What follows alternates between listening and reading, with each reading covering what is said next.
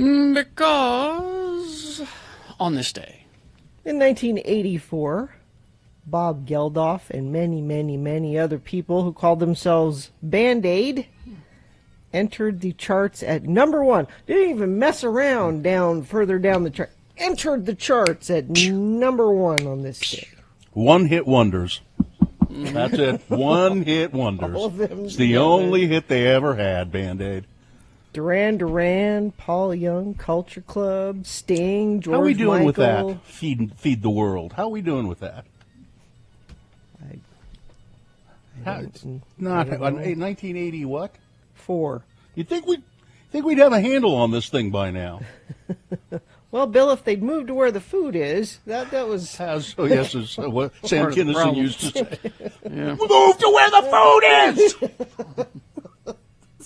pretty simple if they just Yeah. moved to where the food is. Well, they try, but there are travel bans. Yeah. Oh, that's right. Donald Trump said, Little- no. Little Are problem.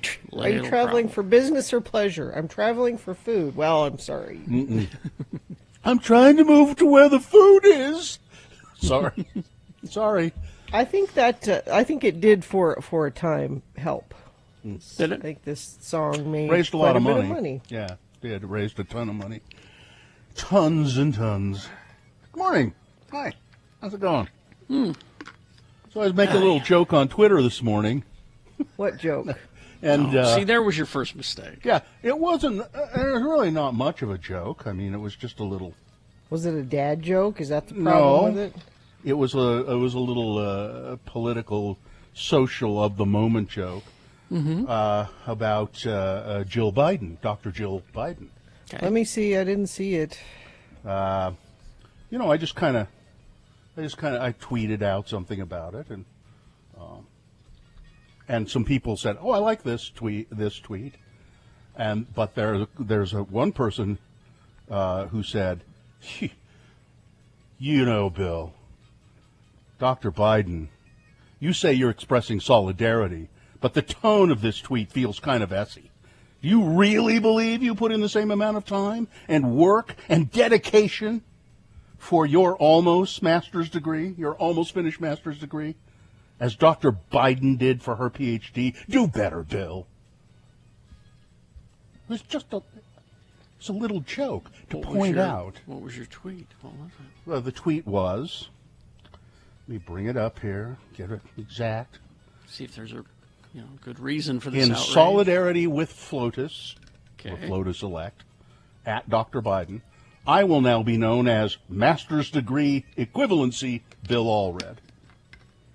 Hashtag Master's Degree Equivalency, hashtag or at MD parentheses. It E. might be, Bill, that people don't know. I mean, you've talked about it on the air before, but people might not know that you did all the work to get your master's degree. You just didn't send in your paper. If you had listened closely, the person criticizing it obviously does know that, because she said, "You're almost finished master's degree." Oh. Okay. Do better. I need to be, somebody needs to slap me in the face. I need to be woke up. See, social media. Yeah. That's why I don't care for it. You just don't participate. Yeah. Well, you can participate, just don't go out on a limb. Although- You can't let those things bother you. You need to say, I'm going to put this out there, and some people are going to think it's funny, and some people aren't, and I don't care. That's what you have to. Here's a quick little lesson I learned, and that is, you can't just say, "I like this movie." You can't. You can't. You can't You just what? You Something can't as just. simple as that. You have to finish it with, "I don't care what you think. Don't at me." Isn't that strange? I'm just saying I think I like that Doctor Strange movie, but you have to follow it with, "I don't care what you think. Don't at me." And isn't that too bad? Because you won't just get a bunch of people saying, I agree, I like that movie too. Whatever you put out there, people think that's an opening to be... All I was doing with that tweet was saying, commenting on the absurdity that this should even be an issue. Dr. Biden can call herself Dr. Biden if she like. She's certainly earned a degree, a PhD. It was my attempt to just comment on the absurdity of the whole situation, not say, are you Here's trying what to I say would you're say. as good as Jill Biden, Bill? Is that what you're saying? Huh? Here's what I would say, Bill. If we have to spend 5 minutes explaining this joke, it's not a good joke. Could be. Gina, I don't think I had to explain it to anybody but that person. And I'm not trying to explain the joke. Now, see, at the end That's of that, not why I brought this up, but I don't care what you think, so shut up. exactly. I'm not on social media. At the Shut up, end Gina. Don't at me, Bill. At the end of that tweet, in parentheses, it should have been, I totally support Dr. Jill. Exactly. I don't care what you think. Don't at me. Yeah. You know? Gina, I don't care what you think. Don't at me. I'm atting you.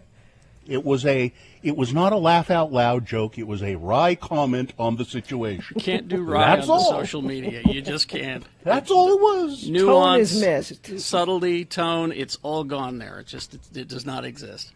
Now, fortunately, as I look at it, it was one person. Yeah.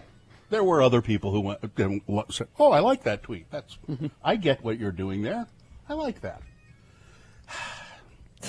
It got more comment than I tweeted twice this morning, which is rare for me, or retweeted. I retweeted the fact that yes, somebody said we talked about melting butter yesterday, and somebody said you forgot to bring up the fact that Bill can melt butter in his waistband.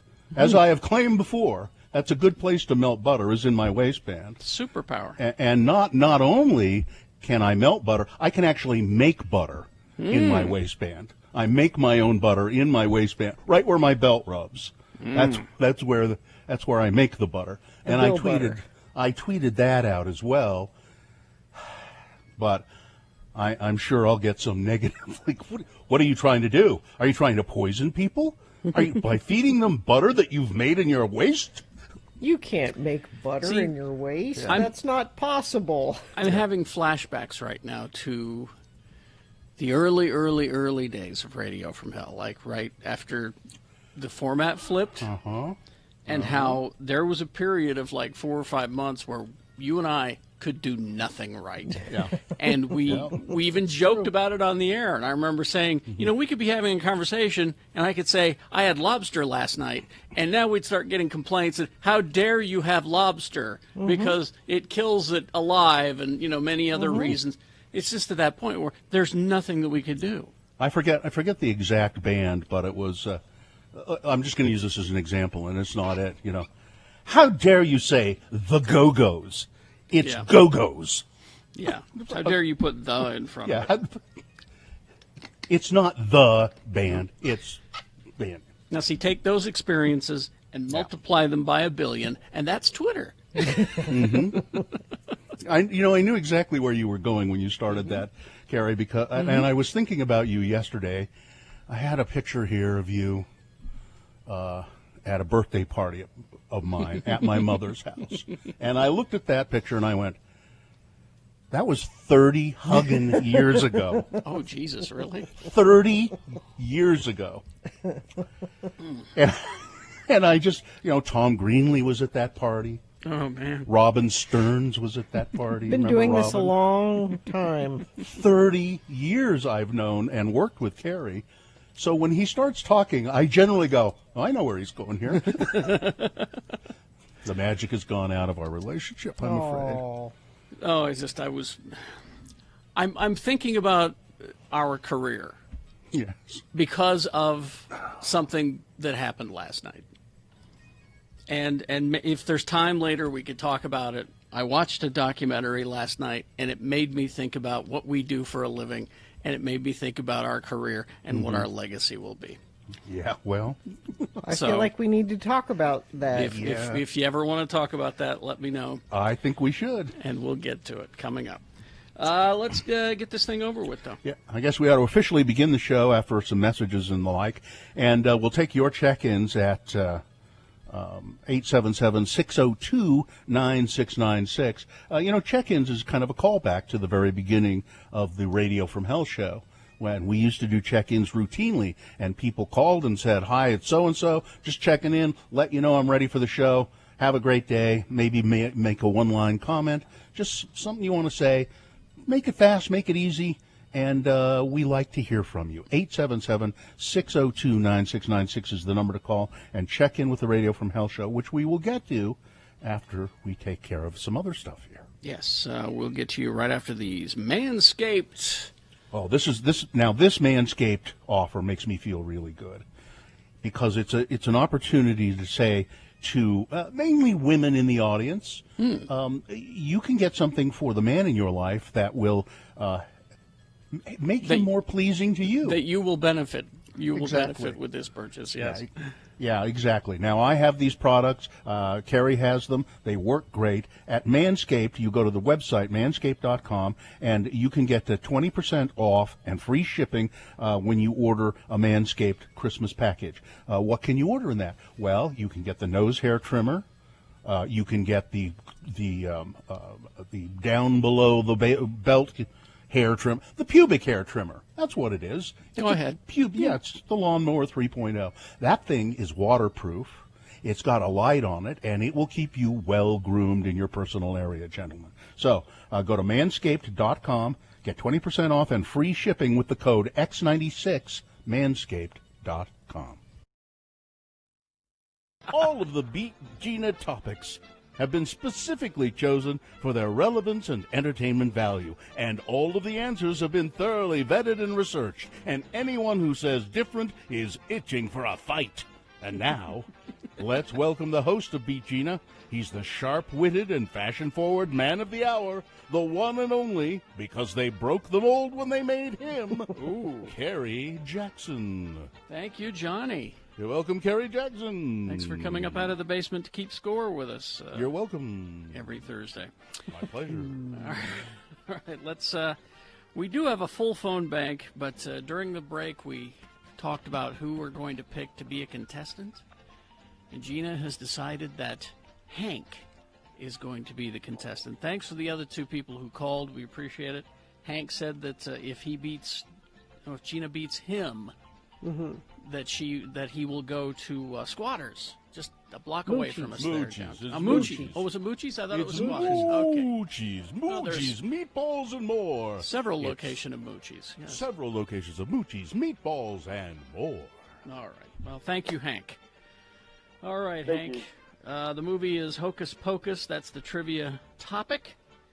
And how we determine who goes first is a simple coin toss. So I would like you to tell me heads or tails, and I'll use the coin toss app to determine it.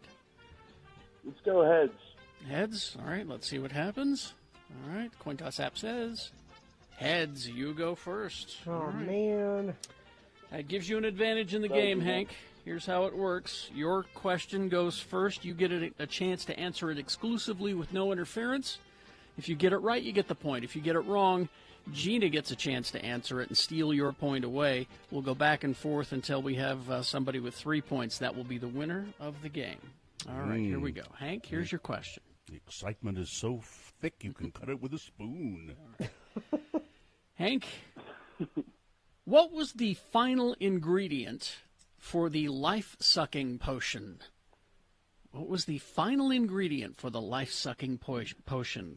Was it A, chocolate coating? The chocolate coating makes it go down easier. B, eyes of newt. C, a bit thine own tongue. Or the final ingredient for the life-sucking potion, D, open the schools. Masks or muzzles. Do your research, sheeple. Let's go B. B, eyes of newt. Incorrect, Gina. C. C, a bit thine own tongue. There you go. Well, the score is 1-0 for Gina, and Gina controls the question. A chance to sort of really command the game with this one. All right, let's pick a good one here for Gina. All right, here we go. What do the sisters use to fly after their brooms are stolen? What do the sisters use to fly after their brooms are stolen? Was it A, A single-engine Piper Cub powered by a tremendous sense of self-satisfaction. B, a broom, a mop, and a vacuum. C, a Swiffer sweeper, a Swiffer wet jet, and a Swiffer duster. Product placement is key. Or D, took a cab.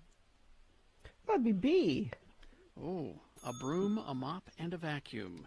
Very good. All right, it's 2-0 for Gina. Hank now controls the question. Hank has a chance to get back into the game with this one. All right, Hank, let's go here.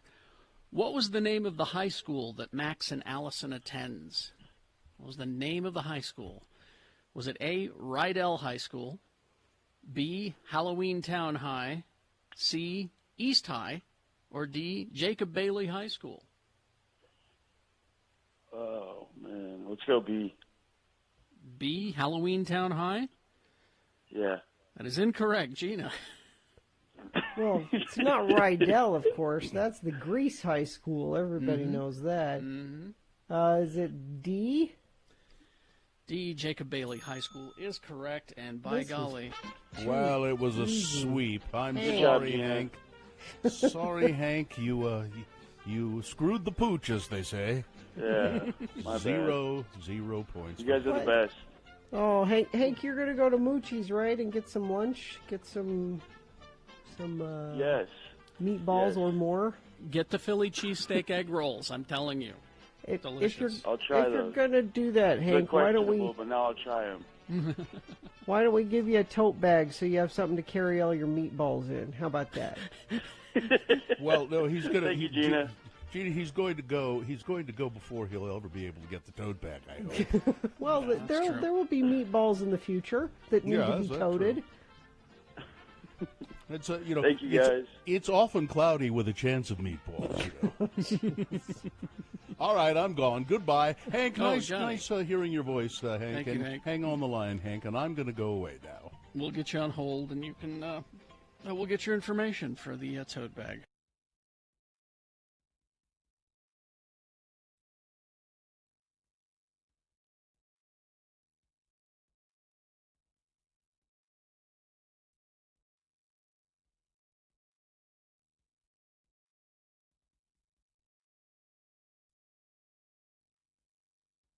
All right, 6:22. Let's get this over with. Yeah, let's. We'll take your check-ins at 877-602-9696. If you've a mind to call in and participate here early in the morning on the Radio from Hell show, we like to hear from you.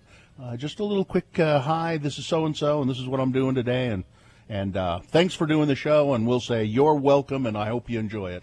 So 877-602-9696 is the number to call. Gina. Young Mazda leased the new 2021 Mazda CX-5 Sport all-wheel drive for only $245 per month. See their selection at youngmazdautah.com. Young Mazda, think young, drive young, offer OAC. The moon is now on its way to being full. It's a waxing moon, but it's a little tiny crescent. You won't really even see it. It's 1.1% of full. The moon will rise today at 8:56 a.m., today being, what is it? It's Tuesday, right? Mm-hmm. Yeah, Tuesday. It's the 14th day of December. 15th. Oh, excuse me. I looked at the wrong one there. The 15th day, thank you, of December in the year of our Lord Jesus Christ, 2020. 260 days now of our pandemic from at-home broadcasts.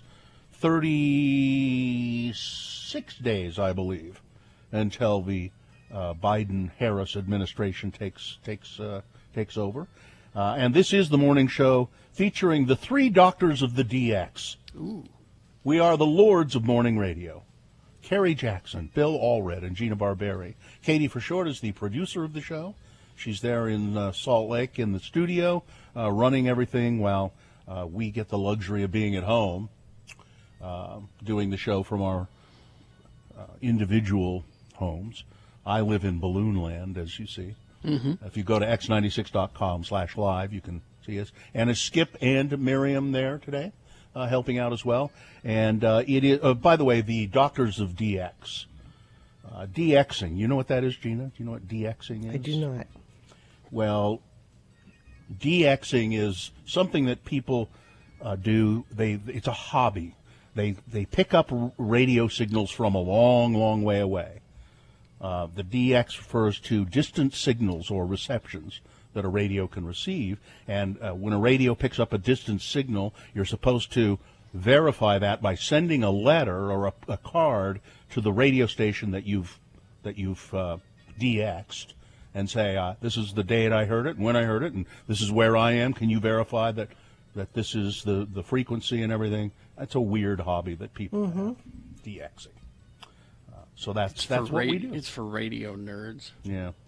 And we're by the way, it's Lemon Cupcake Day. Ooh. I like a lemon cupcake.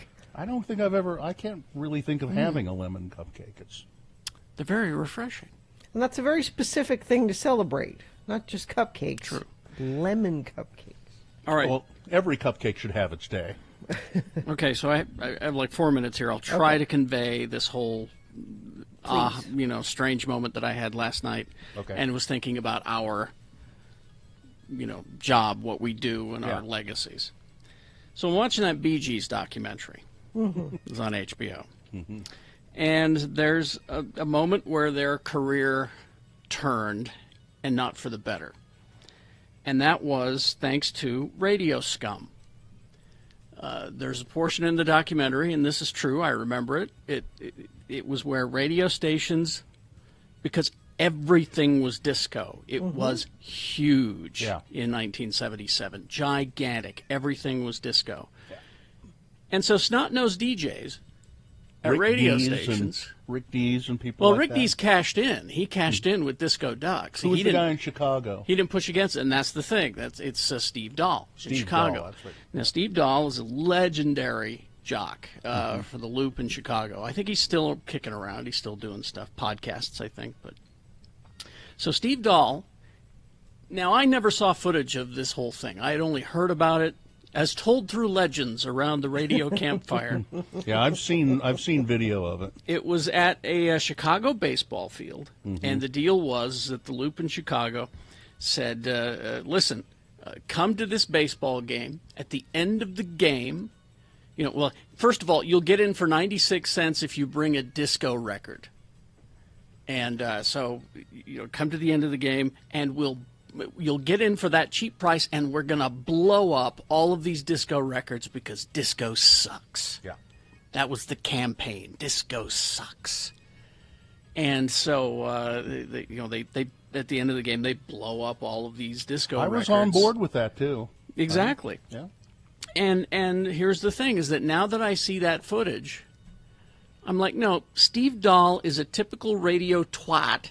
He's a fat little turd who, he's the type of radio scum that we always have hated. But at the same time, he changed history. Sure did. So I'm conflicted. You could look at it as a brilliant stunt. Well, it changed the course of music. That stunt. It did, yeah. It changed the course of music and brought If brought it about makes you feel any better, Carrie, the Bee Gees ended up being fine. Well, they were fine, and Steve Dahl didn't kill disco. he certainly led a charge that helped. Yeah. Because after that, it became disco sucks, Yeah. and everyone just fought against it, even though they didn't really have a dog in the fight. It was just a thing Harry, to say. the argument could be made that led to what KJQ Well, exactly. became. But see, there's my conflict. I was on board for the disco sucks thing, and then I re-examine it, as you do. You go back and re-examine things and go, yes, for our industry, that was a seminal moment. And he's an influential person who changed history. But at the same time, he did it in such an essy, childish way. Yeah. Well, but that's because he's on the radio, Kerry. Exactly. That's the way we do things. That's the thing. That's why I'm conflicted about what we do for a living and our industry. I'm You not. see? I mean, listen. In for a penny, in for a pound. I'm in for as childish as we can be. I mean, I'm for it. I'm watching the footage of Steve Dahl, who is revered in this industry. We saw him at a convention. He's a smart, funny smart guy. dude. I've learned a lot reading his history. Yeah. But then I get a look at the footage, and he's one of these typical fat sports jersey wearing jocks that we hate. Well, there's a reason that people like that, me, get into this business because we can't do anything that's charming. Certainly, he had none. He has zero charm. At that time in his career, he had but boy, armies of people. Yeah. Armies of people at his bidding. And as Gina points out, the Bee Gees did just fine. Yeah, And they're okay. And I've. I mean, they're mostly dead now, but for a while they were. And I blame Steve Dahl. Well, and if you saw the footage of Barry recorded from last year, he's essentially dead. He's the only one alive. They're Only one all alive. dead. You know why? Because he was the good-looking one. The good-looking one usually goes first. No. Morris went first. He had to go first. I'll say this: Andy, better looking than Barry, went first. Yeah, he was the youngest brother. He died before any of them. Yeah. Anyway, You know, it's like disco. I said of disco, I was also on that Disco Sucks, and then I started working in a bar that played disco music, which, even though people said disco sucks, it remained plenty popular. yeah. It remained plenty popular. And I started listening to the music because I was playing it, and I go, hey, wait a minute, this isn't so bad. There's some of this that's really good. And a lot of it is. And if you look at the making of the Saturday Night Fever soundtrack, I mean, there was some real thought put into that. I was admiring those sound engineers who came up with some of the backbeats for it and everything. I mean, they were like we were in the old days, splicing tape with a razor blade and and improvising. But anyway, so yeah, I'm conflicted about what we do. Anyway, that's all. Watch it and you tell me. Okay. Traffic, Gina, please. Let's see. We don't have the snow issues like we had yesterday, so no crashes to tell you about so far. Do you have anything to tell us about? You do that via text at 33986. Make sure it's safe for you to do that. Don't do it while you're driving. That's not safe. Don't do that. Put your phone down and wait till you stop. Make sure your furnace is ready for winter. Scott Hale is offering a furnace tune-up for just $39. Call Scott Hale, 801-264-HALE. I want to thank whoever in the texting says that they would gladly buy my pants butter. If my pants butter was for sale, they'd gladly buy it. All right, we'll take a break. We'll be back. Big boy news and opinionuendo full strength after this Utah word of the day coming up. Stand by for all of that. Scott Hale, Plumbing, Heating, and Air. Yes, Mr. Hale will tune up your furnace, and boy, I bet you could use a furnace tune-up right now. It's it is colder than hail out there. Well, that's the thing, though. You don't know when you need a tune-up because you don't pay attention to it. Let Scott Hale tune it up and check it out and see if you need to do something before you wake up in the middle of the night freezing. So book that tune-up with Scott Hale right now for $39. Now, if you do have to have some work done, you'll save $100 on any $300 repair, or if you need a new system with furnace and air conditioning, Scott Hale will give you a $500 discount on a new system installed with Scott Hale Plumbing, Heating, and Air. Scott Hale, 100% satisfaction guaranteed. All you have to do is give them a call, 801-264-HALE. That's 264-HALE, or you can go to their website, scotthale.com. It is the 23rd century. Humans have left the lowly confines of planet Earth and have sought their destiny among the stars. While many things have changed, one constant remains: the need for young men to venture forth and do the work of the Lord. This is the tale of two such men who at the age of 19 have answered the call of their general authorities and are embarking on a 2-year mission to spread the gospel throughout the galaxy. This is the story of Space Elders! Today, we join our elders as they are about to encounter the Borg for the second time. Man, these Borg ships sure are sparsely decorated and poorly lit. Well, I sure hope we get to spend more time with the Borg this time. I mean, last time we didn't even get to the first discussion. I am 5 of 7. I am here to show you the way. Hey, that's why we're here too. Hello, Mr. 5 of 7. We met your cousin 3 of 7 last time. I'm Elder Christiansen, and this is Elder Jensen. Hi. We represent the Church of Jesus Christ of Latter-day Saints. You know. The Mormons. Yes, your exploits are known throughout the collective. Hey, Lehigh, we're famous, huh? All Borg are one.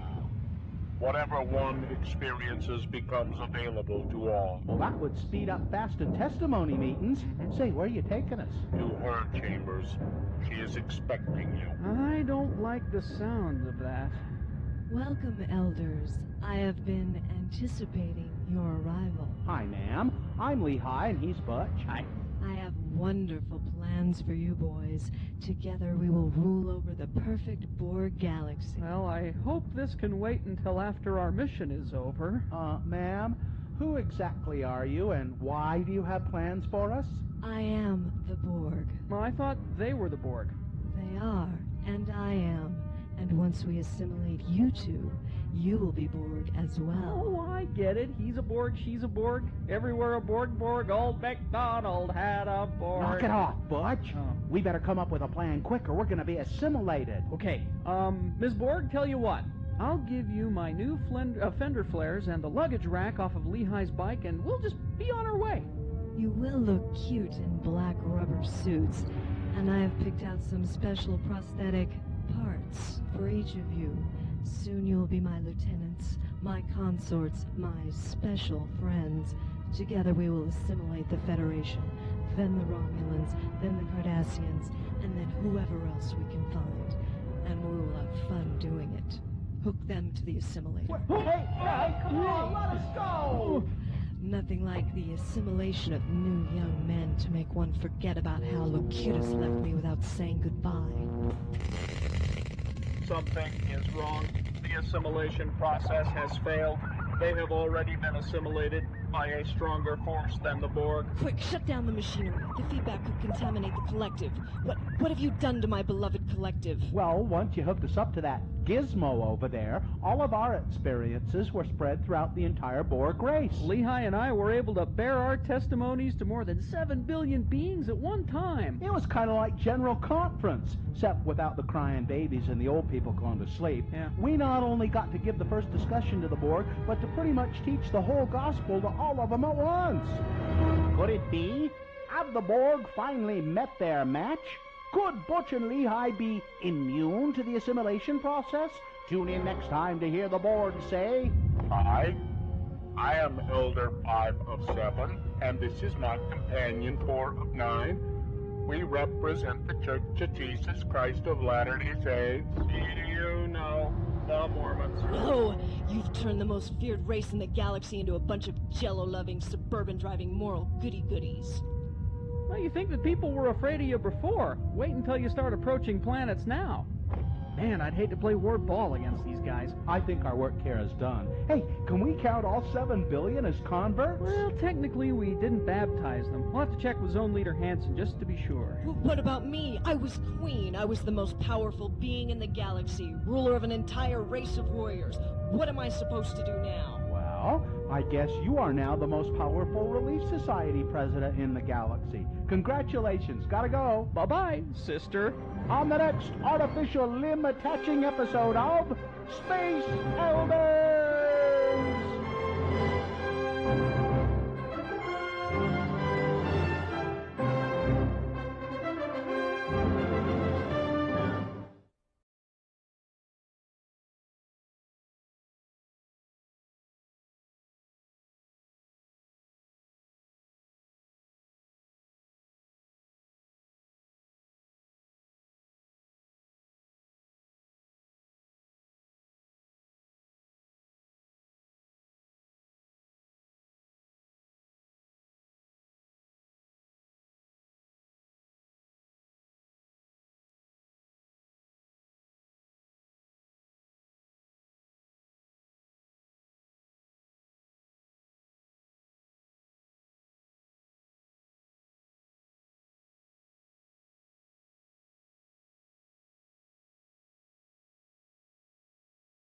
All right, we got Big Boy News and Opinioendo full strength now, brought to you by... Soak away the time and rest your mind. Cosset Bath & Body has specially formulated therapy bombs that can heal the body and melt away stress while in your own home. CossetBathAndBody.com. Well, Gina, there's some, I think there's some good news out there in the world that? of entertainment. John Hamm Yes. is, which I know you I are very appreciative of his acting skills, I know. Exactly. He's starring in a reboot of Fletch, and Yes. what they're attempting to do here is to turn it into a comedy. And they want to make it a can't- funny movie. You can't and so hurt- he says can't it's hurt me going with well. this. Well, he says it's going well, Gina. I hope so. Because I know that you sat and you watched the Chevy Chase one and kept thinking, when am I going to laugh? No, I still laugh. I laugh at jokes in Fletch that I have heard 100 times. You could I just admit you laugh at so-called jokes that you've heard That is 100 times. classic. And I am anxious to see John Hamm's take on the classic. And I think that admission that I laugh at so-called jokes from Fletch that I've heard hundreds of times speaks to your discerning taste. It's all ball bearings nowadays. Exactly. How many times has Carrie played that? How many times has Gina watched that? Hundreds of times. And she laughs Every time. And she's not predictable. Doctor, can I get you anything? See? Mm-hmm. Yes, I think I'll have a glass of hot fat. Oh, and bring me the head of Alfredo Garcia. Do you have the Beatles' White Album? See? Which, it's funny to me that you're laughing at that, and when I watched Fletch, and he said that line, I went, okay. Dr. Rosenbean. And yet I could put on a perfectly good Three Stooges short, and she wouldn't laugh at all, I'm sure. The Sopranos are reuniting. Well, the cast of The Sopranos reuniting. Not all of them. The main one ain't there. So Gina. So again, here we go. This is why you think Fletch is funny, that you would make the most obvious joke about The Sopranos. Did you laugh? I did. And he laughed because he knew that that's what you would say. I liked her delivery. That's what sold it to me. Well, not all of them. That's one thing I will give those lines by Chevy Chase. The White Album had the delivery is good. Mm-hmm. It's really good. Because it's like he's asking for a sandwich or a cup of coffee. Yeah. That's the delivery. He's not like, huh? But he's not. But you have the Beatles' White Album? Yeah. It's just funny. Anyway, it's What going to about be The Sopranos? it's a fundraiser Yes. for firefighters in New York. Oh, okay. All right. Here's something that's exciting. It's a new strain of coronavirus ripping through let's see, Great Britain. The health secretary told members of parliament that more than 1,000 cases of the new variant of coronavirus has been discovered in up to 60 places across the United Kingdom, and the World Health Organization has been informed of this. It now means that 34 million people, 61% of the population, will face very tough restrictions in England. London and parts of the southeast part of the country will go into Tier 3 lockdown today, I believe. Yeah, midnight last night. Brits in those areas can't see friends and family. They don't live with. They can't see them indoors or outdoors unless they're in a support bubble. So I guess there is a way to do it, but it's very difficult. Shops, gyms, and schools will remain open for some reason, but you can't go see your family or your friends. Pubs and restaurants will be forced to shut. And it doesn't say much more about that new strain of coronavirus, but they say they've discovered a new strain of it, a mutation of the virus. What it does say, not to panic people, is it doesn't appear that it is is immune to the vaccine. The vaccine will still be effective against it, is what that story says. It will. The vaccine will still be Yes. effective against the Yes. the mutated strain. Yes. All right. All right. Let's see. Joe Biden, president-elect, as determined by the Electoral College yesterday. I don't believe there was a single faithless elector. Although, were there two? There were two. Who? For which state? I can't remember. I just remember hearing the story about how, because of those two, Biden only matched, did not beat Trump's original Electoral College haul. It was like because of those two, he didn't beat it. Did they vote for Trump or did they vote for somebody else? They went for Trump instead of Biden. Because sometimes faithless electors just do it to symbolically honor somebody when they know it's not going to affect the outcome of anything. But it is now confirmed, and here's what seals the deal, that Joe Biden will be president of the United States in January. Not just because of the Electoral College, but because the Church of Jesus Christ of Latter-day Saints issued a congratulatory statement to President-elect Biden. I'm sure that went over well.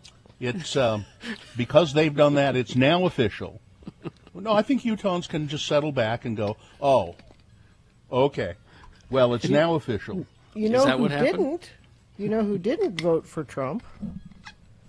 I didn't. Who else didn't? Sean Reyes. Oh, well, because, yeah. You don't have this story, Bill? He didn't vote for Trump because he was quarantined. He was quarantined. Oh, no, I have him as being quarantined. He's a state elector, and he couldn't make his vote because he's under quarantine for COVID. And Mia Love had to cast his vote for him. Oh, I'm sorry. I do have that story. I was thinking about back in the general election, he didn't vote for Trump. He's a state elector for Utah, and he couldn't cast. So after all of his, Trumpness, he couldn't do his elector job and vote for him. Although Mia Love stepped in and did it for him. He's a boner candidate. Oh, okay. Coming up. So great. So we'll talk all about that coming up. He's but watch out. Stay away from wild mink. That's all I can tell you. If there are wild mink in your neighborhood, and there probably are, they caught a mink, this is not a farm raised mink, a wild mink here in Utah, and he has coronavirus. A wild mink in Utah has become the first wild animal to test positive for COVID-19. It was found near an infected farm. So some of his buddies were incarcerated in the mink farm. This guy had escaped at some point and was out living in the wild, and he had coronavirus. So stay away from him. I'm not very trusting of those squirrels either that are everywhere now. Coronavirus here in Utah, intensive care units remain nearly full after a rough weekend that had them over capacity. The Utah Department of Health reported 89.6% of all ICU beds were in use. That's compared with 96.6% on Sunday, so it did go down a little bit. Healthcare workers are cautioning Utahns about the dangers of full ICUs, which remain perilously close to being understaffed. The coronavirus here in Utah, who's going to get the vaccine? Well, it's going to be today, apparently. First they were saying it was tomorrow, but now they're going to say there will be some vaccines distributed today to healthcare workars. So frontline healthcare workers. So that's a good thing. Let's see, Bill Barr, Attorney General. Oh, jeez. It says here that he resigned. I don't think that he really resigned. I mean, I think he's gone, but I'm pretty sure that he was asked. Bill Barr was, he was sent packing. So it was 15 minutes after it was announced that Biden officially was president-elect that the announcement came from the White House about Barr. Bill Barr has been one of Donald Trump's staunchest allies. He's resigning. He's I think his official date is the 23rd, but he packed up his office yesterday. He's gone. He's gone. He's officially gone on the 23rd. Even Barr wasn't crooked enough. he had to put a stop to it. It's true. I mean, I skipped over this story. So a Michigan congressman, Republican congressman, has quit the party, quit the Republican Party over efforts to overturn the 2020 presidential election. Michigan Congressman Paul Mitchell said he also wants to go back and devote more time to his hair care business. Paul Mitchell. Yeah, Paul Mitchell. Points for him for making this statement, deducting points on the fact that he's retiring. So that's... Yeah, it's always convenient at the end of your... Yeah, that who was that? Arizona, Jeff Flake. Yeah, Jeff Flake. Well, I'm retiring, so I hate Trump. Now, all of these things that these people did yesterday, like the Republican voters, the Electoral College voters, because there's a group of Democrats and a group of Republicans, and when the state goes to a certain candidate, then that's when you say the Democrats get the electoral vote, like we did with Biden. So these Republican candidates tried to falsify their votes. And they did the same thing in Arizona, where they sent a forged document saying we're the Electoral College and we're voting for Trump. Did they think they were going to fool anybody with that? But is anyone going to get charged? This is forging government documents. These are federal crimes. And that's what we're treating it as in this era of Trump. It's Well, there's just. But if it was a Democrat doing this, oh my God, holy hell! It's too late, and there are too many of them. And that's how they've done it the past 4 years. They flood you with so much trouble that you don't know which one to pick at first. Gina, here's a story for you. Good news for you. Okay. Good news for you and other people who want to profit off the pandemic.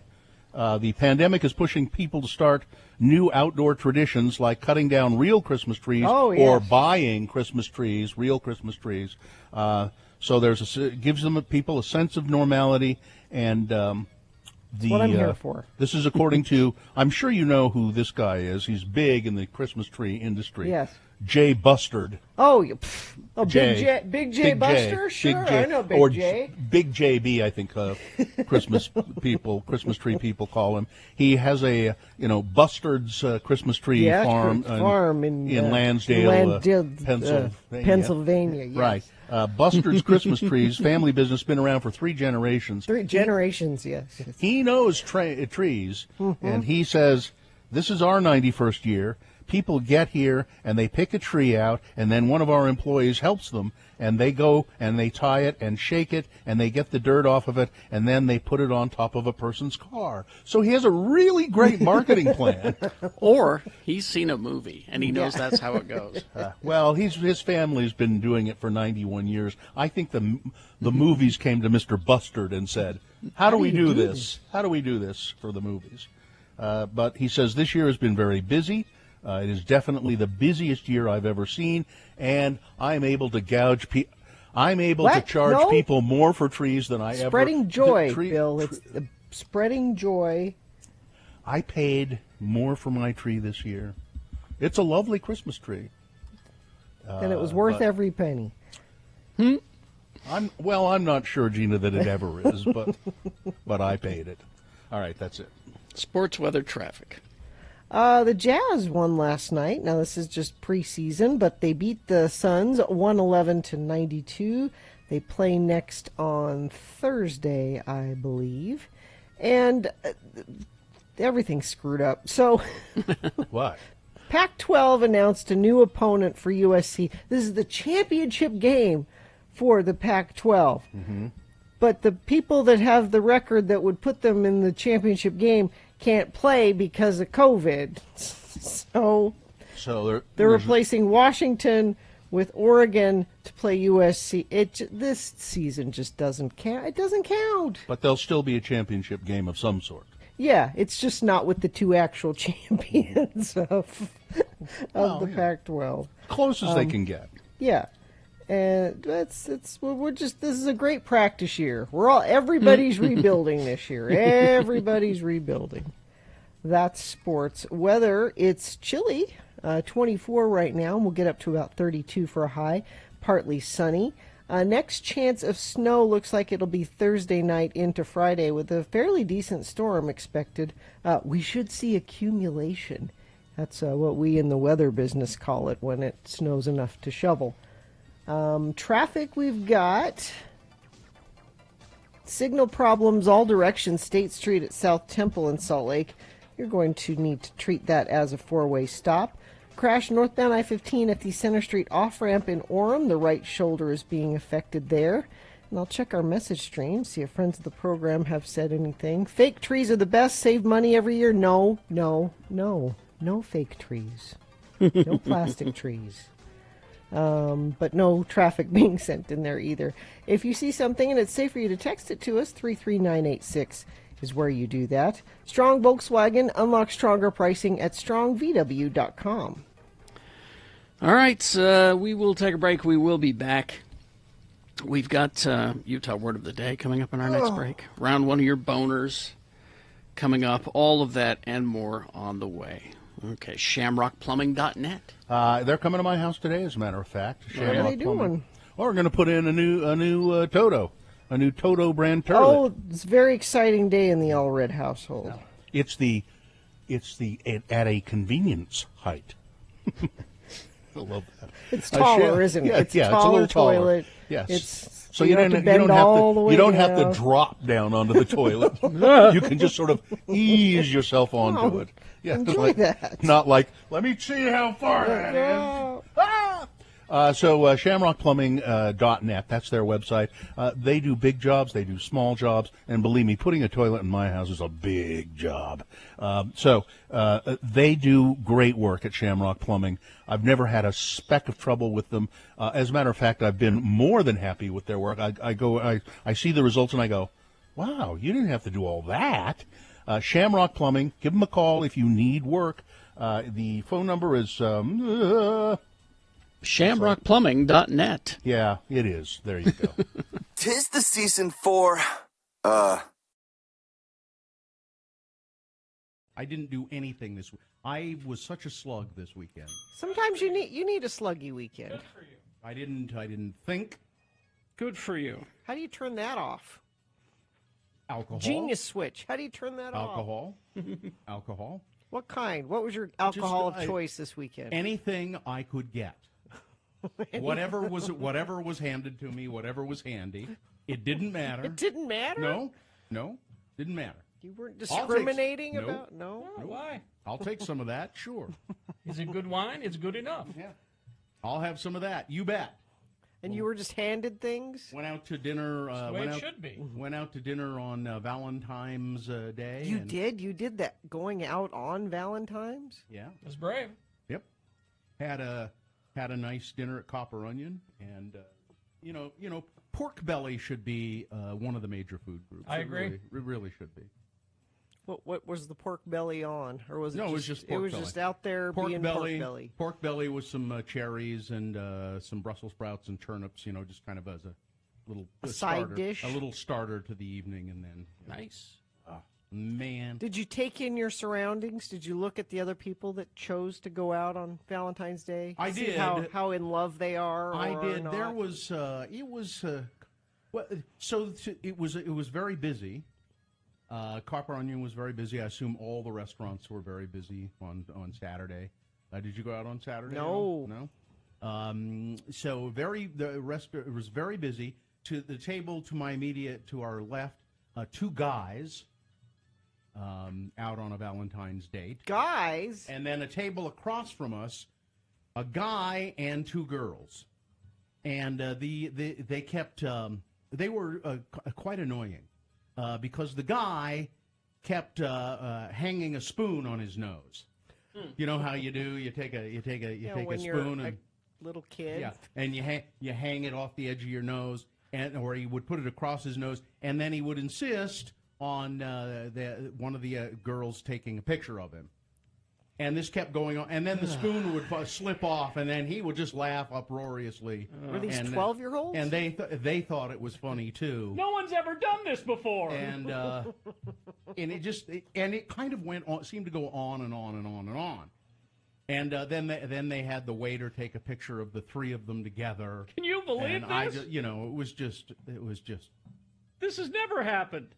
And I kept trying to think, now, what kind of a Valentine's date is this? Threesome date? I guess he was polygamy date? Maybe he was paying for them.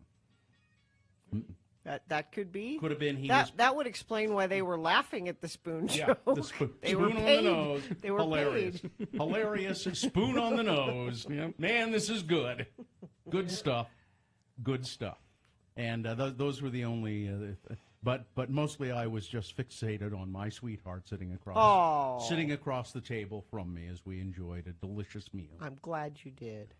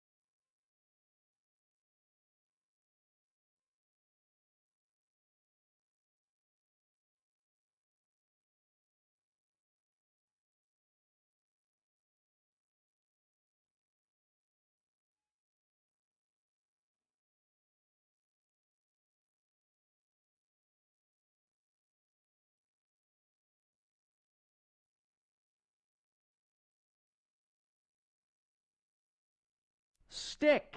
Spell it with me now. S-T-I-C-K. And now we'll use it in some dialogue between our two Utah friends, Elder LeGrand Ardun Jr. and his wayward friend LeVar. The boys have gone to a local building supply store for plumbing fixtures. Let's listen as a conversation ensues. Again, the word is stick. I think you're going to need a few different things to fix up your problem, LeVar. Just a tube of caulk ain't going to do the trick. Well, I'll take your best advice on this job, LeGrand. I mean, that toilet's got to where it's leaking so bad, just putting towels around the base ain't holding back the flow no more. I mean, it worked for a couple of months, but this morning I was ankle deep in water, clear out to the kitchen. What do I need to buy here? Well, first off, you're going to need a wax seal, and then you're going to need to replace that float ball thingy. And then caulking around the base should finish you up. Well, I guess they should have all that stuff here to Chris and Dick. Should have.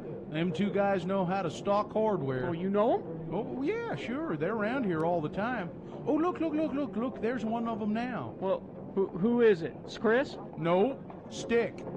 The guy with the beard, Stick? No, the guy in the Oshkosh overhaul, Stick. The guy with the beard ain't nobody. Hey, LeGrand, look. What? Look, he's celebrity shop here to Chris and Dick's. Look over there, KSL people. Stick Norris. It's not him. Oh, but it's Stick's co-worker, KSL people, Bruce Lindsay. Yeah, Bruce Lindsay. Hey, how come he has a different last name than his dad? Why ain't his last name Norse like his old man's?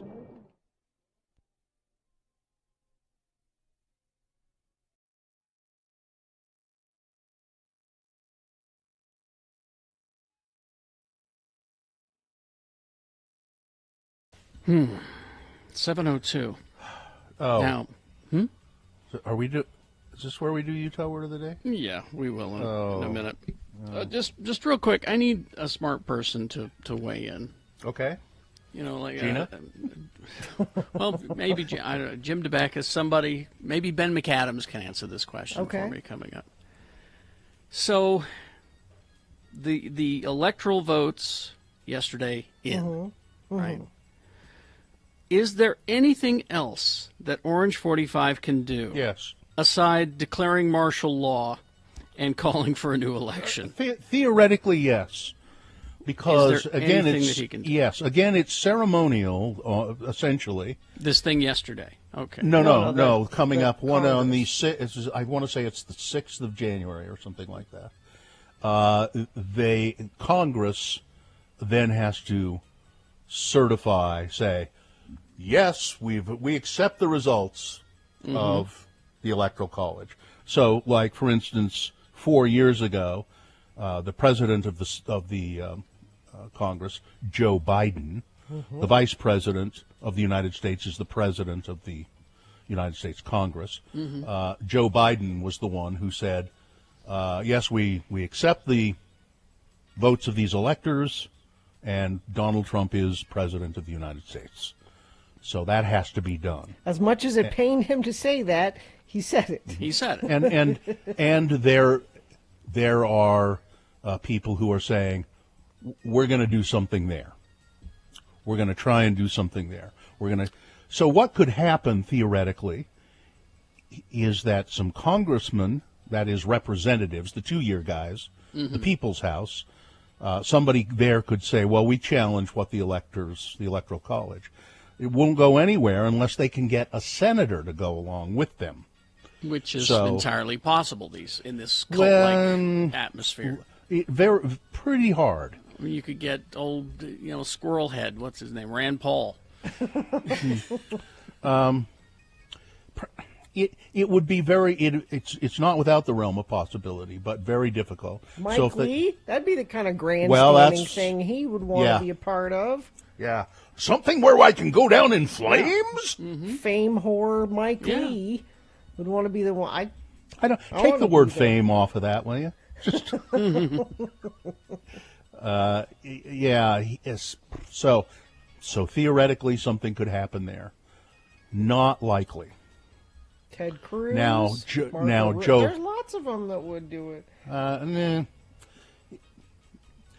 They make a lot of noise, but then when it comes to really doing that final action, it's pretty difficult. So, I don't now. To answer your question, Kerry, don't relax. And that's like what you I'm said, saying. Until his hand is on the Bible on the 20th of January. Don't relax until you know his cough is cleared up. Because if you watched his speech last night... Well, here's the thing, is I was preparing for a major cough because of all the headlines I read, and then I listened to it, and I went, okay, he's clearing his throat. Yeah. It was pretty distracting. I watched the whole thing. But it wasn't, But again... The media doesn't get to do that this time. Compared to the past 4 years, they call it the UK, they call it England.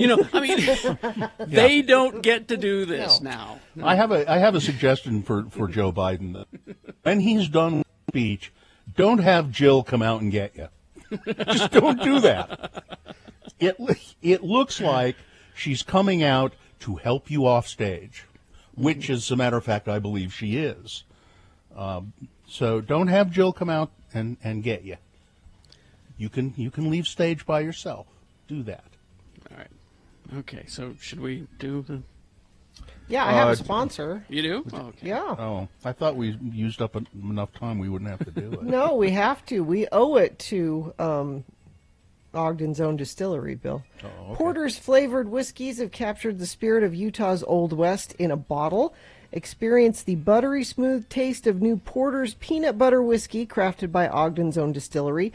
On sale now at Utah's liquor stores. Contains no peanut allergens. I'm waiting for them to come up with Porter's. I've had the Porter's Peanut Butter Whiskey, and it's very tasty. It tastes like peanut butter, and it made me think I can't wait till they come out with the Porter's Peanut Butter Crunchy. That's what I'm looking for, the crunchy style. All right.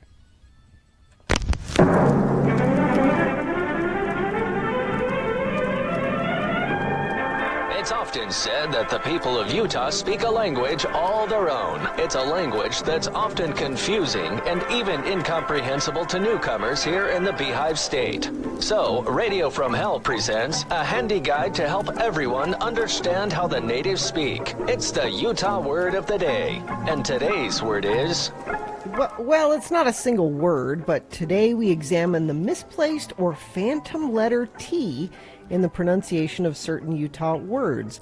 There are many times when Utahns place T in words that don't have it, need it, or want it. Here's LeVar and LeGrand, who will allow us to hear just how Utah dialect employs this unusual way of pronouncing certain words. Hey there, LeVar. I just drove by your home. Well, yesterday I did. And I was muchly impressed with all the holiday decorating you and your family have done. You must have had at least 20 Santa Clauses scattered around your yard.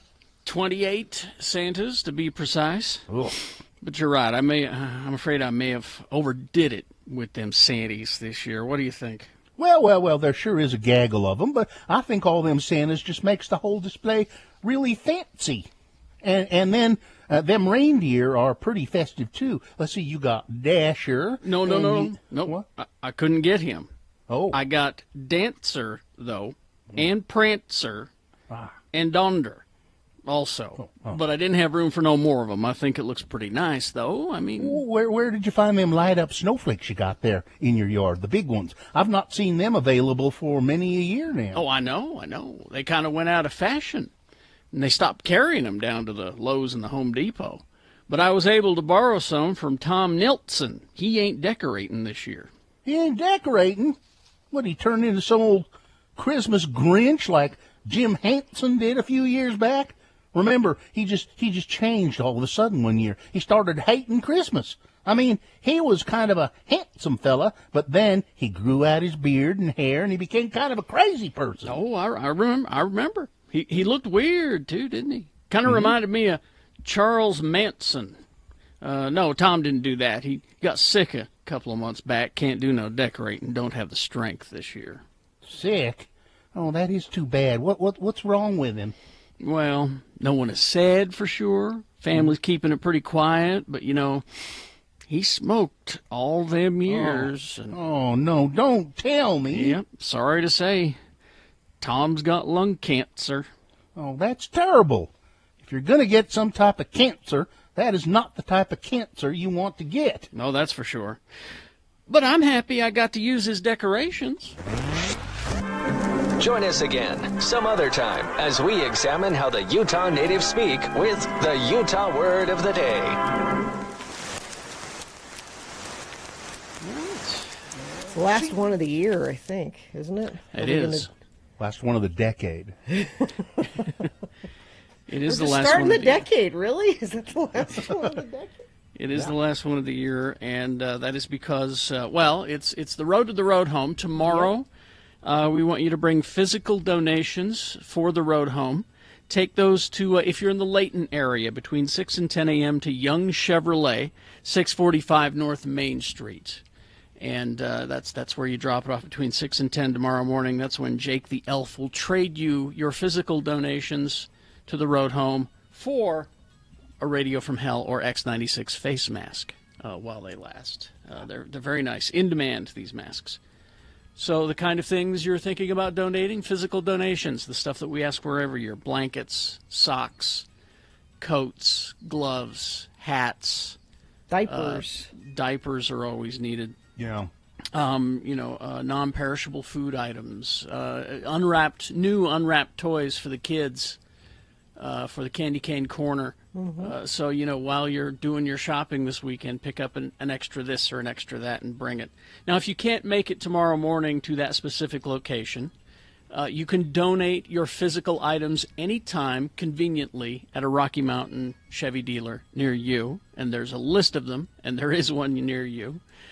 They're all up and down the Wasatch Front in Park City and Tooele and all over. Go to x96.com, and you can click on the link there. You'll find a list of all the Rocky Mountain Chevy dealers, and they are open mostly at your convenience. I mean, Monday through Saturday, and they're usually open till at least 6 or 7, depending on the location. So plenty of opportunities to make a physical donation. Then, next week, Monday and Tuesday, is our media-thon, and we'll be doing that also through the magic of technology from our homes.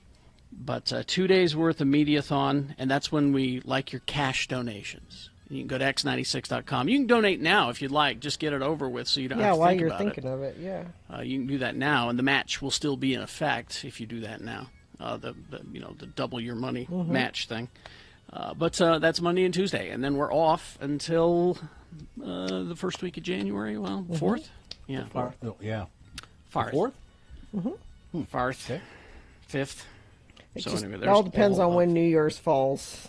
And that's the first Monday after New Year's. Oh, is that how we do it? Yeah. I didn't know that. Meow. Huh. What was that, Katie? What were you saying? Okay, never mind. So there's all that. Traffic, please. Crash 7800 South, 3200 West in West Jordan. Crash southbound I-15 milepost 266. This is just north of Center Street in Provo. And let me check our message stream, where people mostly are just commenting on how much they love Utah Word of the Day, Bill, and they don't want it to go away. Never stop. I Word haven't of the looked. Day.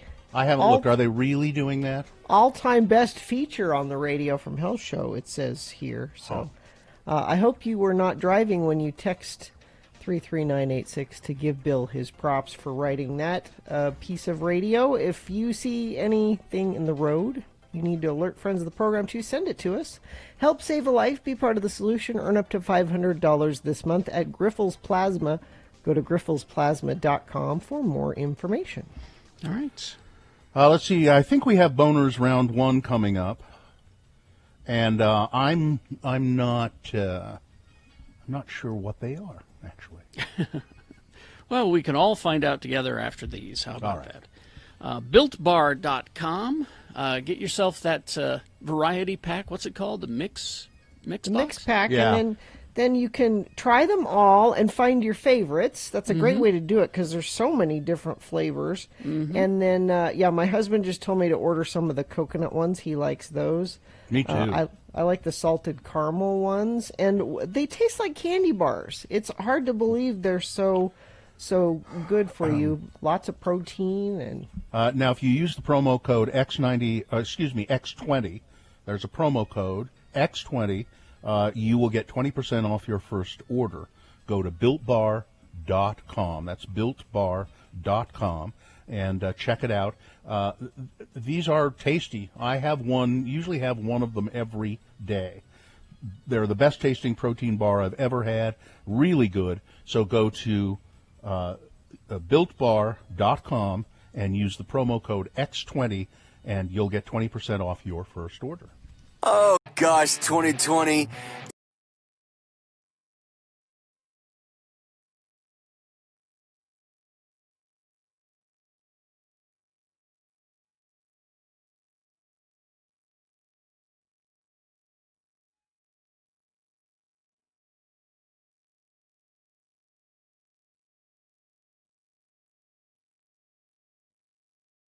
Here's what Kerry Jackson is doing when he's not on the air. Yes, Mr. Jackson, thank you for coming into my office. As the manager of this department store, it is my job to make sure that everything goes smoothly. And during the Christmas season, that's especially important. We hired you to be our store Santa on good recommendations from your radio station management. But frankly, we've had complaints from many of the parents about your performance as Santa. Now, how do you begin each visit with a child? Well, first off, I have them shake my hand. Shake your hand? Yes, I'm the hand-shaking Santa. You don't let the children sit on your lap? No, the hand-shaking Santa wouldn't do that. And do you have any idea how germy little children are? You know what I really hate is that little kid smell. You know the smell I'm talking about. I see. And then they tell you what they want for Christmas. Well, after they've shaken my hand, I ask them to write an essay about how good or bad they've been during the year, and then they're asked to list what they want for Christmas. Now, that list is then submitted to one of my elves, and the essay is graded and placed in the Handshaking Santa essay box. You have paper and pencils for them in Santa's castle? No, the Handshaking Santa does not provide essay materials. If the children are unprepared, it's no concern of mine. Uh-huh. Well, I think I've heard quite enough. Well, fine. My break is just about over, and I still have to disinfect my fingernails and put on a fresh pair of gloves before I have to greet the little vermin again. Get away from the Handshaking Santa, you dirty little children. Oh, my God. Miss Johnson, would you call the radio station we hired this Santa from? We need a replacement immediately. Here's what Bill Allred is doing when he's not on the air. Ho, ho, ho, ho, ho, ho, ho. Welcome to Santa's Castle. Merry Christmas. Santa, why are you lying on the floor? I'm the leg wrestling Santa. Tell me what you want for Christmas. Well, I want the White Power Ranger and the Nerf Ball Zuka. All right then, Sonny. Lie down here right next to me. You do know how to leg wrestle, don't you? Oh, yeah, Santa, but couldn't I just sit on your lap? Oh, no, the leg wrestling Santa wouldn't do that. All right now, Sonny. If you beat me, then you'll get everything you asked for. Okay. If not, you'll get a lump of coal in your stocking. And an orange. Oh. Here we go. Okay. 1, 2, 3.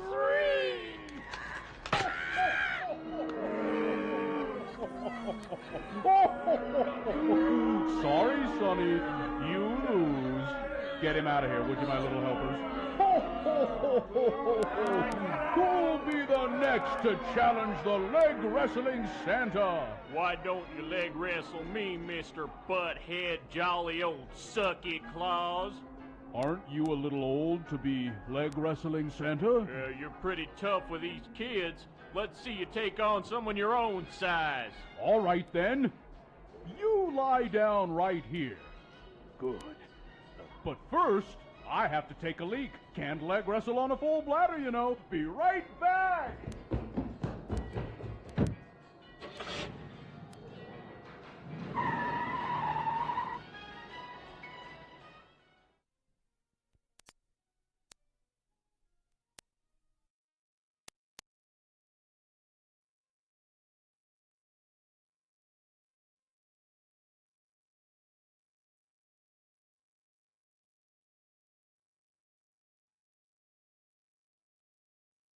Checked at a warning by top Arizona utility officials that Arizona is going to cut off power to L.A.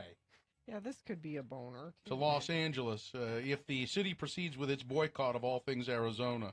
The mayor on Wednesday defiantly rejected a warning by top Arizona utilities officials that the state could cut off power to Los Angeles should the city proceed with its boycott. Spokesman Dave Beltran told Fox News that the message didn't even warrant a response. We're not going to respond to threats from a state that has isolated itself from America that values freedom, liberty, and basic human rights, Beltran said. That was after Gary Pierce, a commissioner of the 5-member Arizona Corporation Commission, wrote a letter to Villagarosa. I can't say his name. It's Villaragosa. Just mangle it. Slamming his city council's decision to boycott the Grand Canyon State in protest of its immigration law by suspending official travel there and ending future contracts with state businesses. Noting that a quarter of Los Angeles' electricity comes from Arizona power plants, Pierce threatened to pull the plug if the city council does not reconsider. Doggone it! If you're going to boycott this candy store, then don't come in for any of it, Pierce told Fox News. Well, I'm sure that they'll do that. I am sure that Arizona... As a matter of fact, if I were California, I'd say, go ahead. Go ahead. Shut it off. Go ahead. Put up or shut up. You already look bad, Arizona. Do that and look worse. They're not going to do it, is the point. No. They would never do it. They can't do it. We're going to cut off your power. Okay, fine. Do it. 7:22, it is time for round one of your boners. Here we go. 3 news stories. These are examples of bad, stupid, funny human behavior, and you will decide with your votes, these 3 candidates, which one is the worst, which one deserves to go forward to boner fight and possibly become boner of the day. Won't be boner of the day if it wins here, okay? Because round 2 comes up at 8:20, 3 different candidates. We get a winner there as well. We take both of them and we send them forward to boner fight. You will decide boner of the day at 9:20 this morning. All right. So right now, pick your champion from round 1. Send it forward. 2 candidates now. A third after the news. Once you've heard all 3, then you will vote, and one of you lucky random boner voters will receive. I can't buy it. Gotta win it. Name added to a list. A long, long list of people anxiously awaiting their Radio from Hell boner T-shirt. Boner candidate number 1. Have I got this right? Make sure I've got this right. Yeah, I can do this if you want me to. Okay, go ahead. Conflict of interest? Okay, yeah, all right. Right. I've got that one. I've got it. I think I've got it. Okay. Vern Jones is a Utah landman. He's a professional who secures rights to federal minerals on behalf of himself and others in the oil and gas business. But for years, Mr. Jones has also worked as a contract employee inside the Bureau of Land Management, Utah's state office. This long-time arrangement is getting fresh scrutiny as federal regulators bar of federal oil and gas leases, including 2 covering over 4,000 acres in Iron County at a recent auction. Didn't seem to bother anybody at the BLM for at least 10 years. That changed suddenly Friday when the agency's new state director, Greg Sheehan, suspended a near-completed analysis of tar sands lease that Mr. Jones had applied for years ago while the Bureau looks into political conflicts related to the project, according to BLM spokesman. Jones, contacted by phone, declined to comment, saying, "That sounds awfully exciting, but I think I'll pass." Environmentalists had alerted the BLM, not the Black Lives Matter, but the Bureau of Land Management, to Mr. Jones' potential conflict of interest, according to correspondence obtained by the Salt Lake Tribune. So in other words, he's a federal land manager, or he's with the Bureau of Land Management, and he's a contractor for tar sands, both. Kind of a conflict, I would say. I just have a high school education, but boy, it seems to me like that's a conflict. That's boner candidate number 1. Here's boner candidate number 2. How could that happen? Utah Attorney General Sean Reyes is in quarantine after being exposed to someone who had tested positive for COVID-19.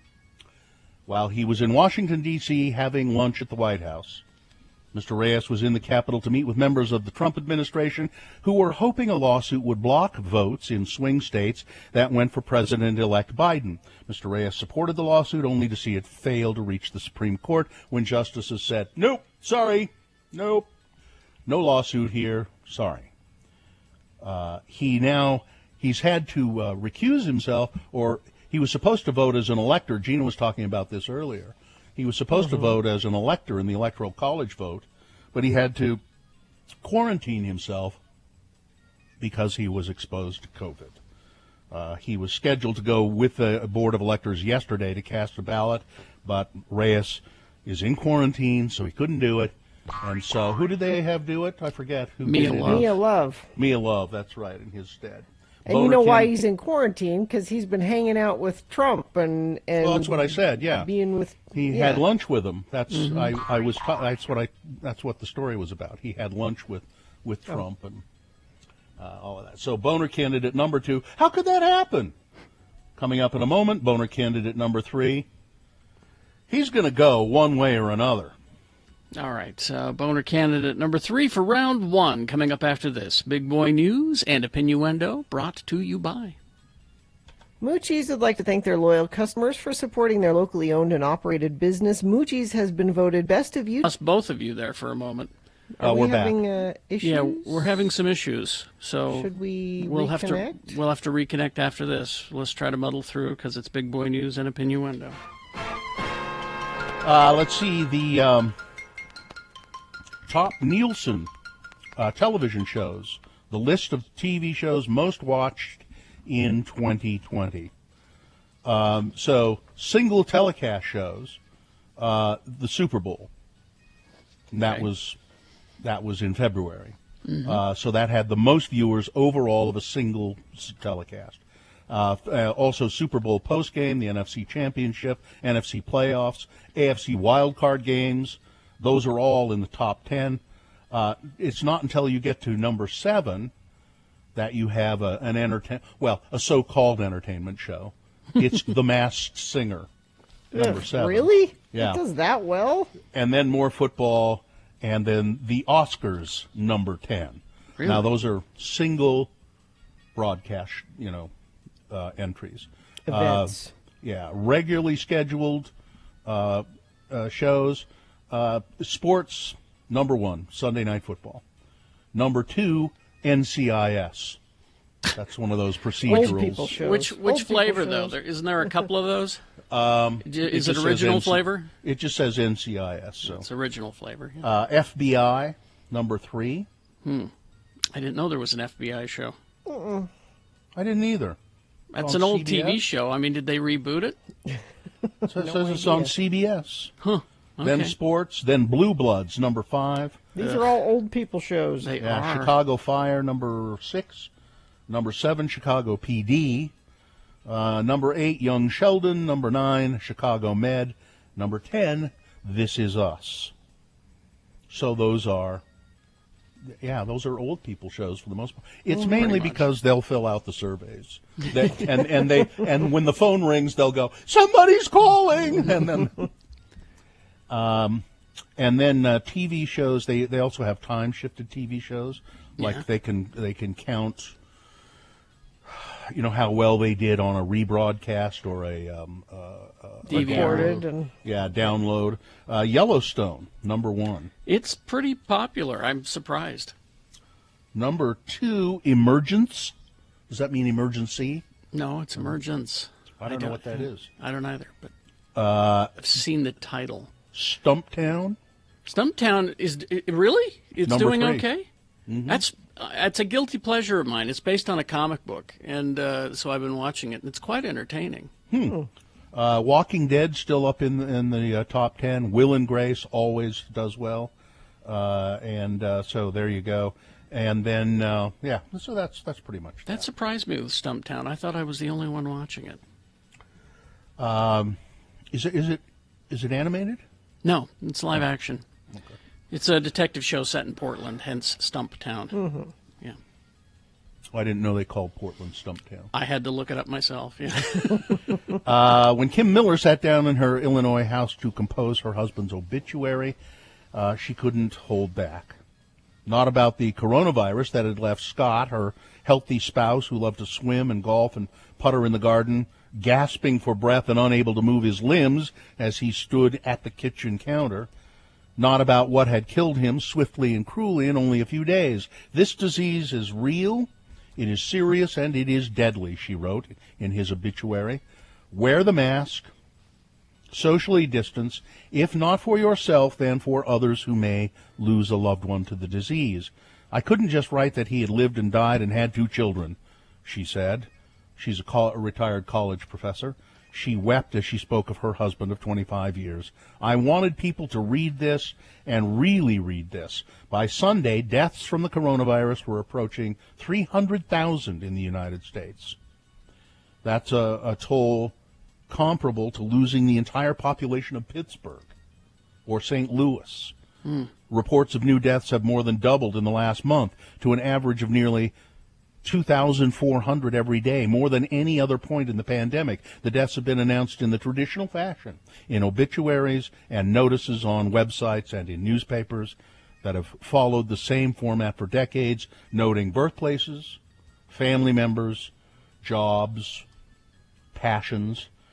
But in recent months, as the death toll from the coronavirus in the U.S. grows steadily higher, families who've lost relatives to the disease are writing the pandemic more deeply into the death notices as they submit to funeral homes and to the materials they share with newspapers and obituary writers. They're crafting pleas for mask wearing into the obituaries. They're rebuking those who believe the virus is a hoax, describing in blunt detail the loneliness and physical suffering that the coronavirus has been inflicting on their dying loved ones. And we've been getting email. We asked for your COVID stories. We got this one a few days ago. It says, I'm a Utah native and have listened to your show for 20 years from all 7 states that I've lived in. Friday morning, Mayor Jenny Wilson described how a family member was not able to get immediate care during an ER visit because there weren't enough hospital beds. Lower level of care is now a standard for most patients with conditions beside COVID. That is, patients with, who've had a heart attack or stroke because of the current strain that's placed on hospitals. I'm one of the patients not receiving priority care, this person writes. I'm 41, diagnosed with an early stage of breast cancer last month. It is completely treatable.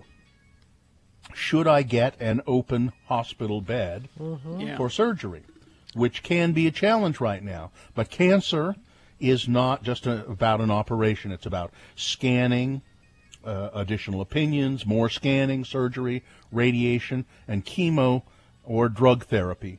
It's months and months of treatment, this person writes. So how does the surge in COVID cases affect patients beyond surgery? Well, first, many hospitals are only allowing the patient to be seen. My dear husband can't come and be with me to hold my hand during a stream of ongoing appointments. Instead, he video chats from the parking garage. Oh, jeez. Second, the two medical opinions I received are in conflict, so I need a third, but live in a small community, State College. Oh, Bill, you'll recognize that. Yes, I do. Yes. State College, Pennsylvania, where I went to graduate school. I would like to go out of state and get a third opinion, say to Johns Hopkins or the Mayo Clinic. However, because of state travel restrictions, I need a negative COVID test within 72 hours of my appointment. But the testing backlog is huge. I can't risk getting COVID while my immune system is weakened from surgery, so I have to consider removing my children from their in-person school environment. But who takes care of them when my family lives across the country and they have their own health and safety to think about? Yeah. It's just this ripple effect of... Yeah. Thank you for bringing a smile to my face every morning and giving people like me the opportunity to share their stories. I really do love you guys. And it's signed. She doesn't say not to use her name, so it's signed Ashley.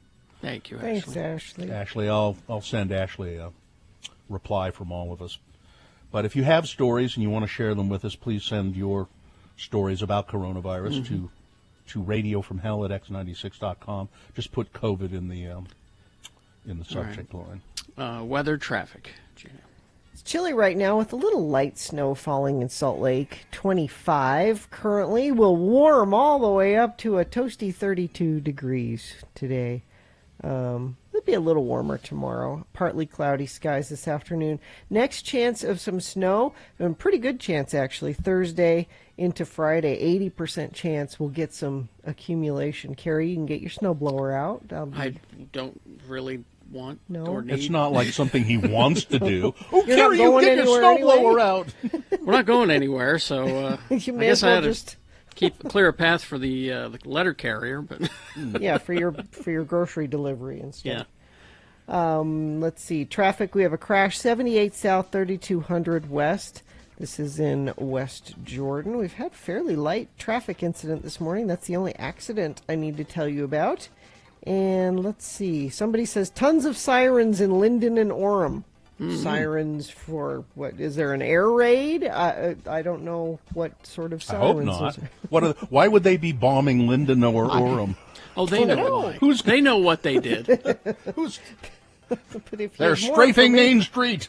If you have more information, and it's safe for you to text, you can do that at 33986. Grants for down payment assistance to buy a home or back get up to $15,312 or 3.5% of your purchase price to buy a home. Text the word money to 62687.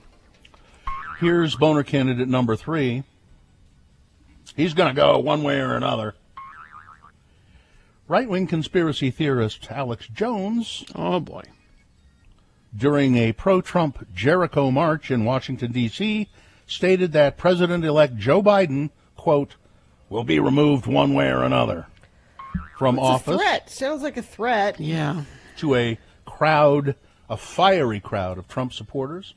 We'll never back down to the satanic pedophile globalist New World Order and their walking dead reanimated corpse Joe Biden, and we'll never recognize him, Jones said.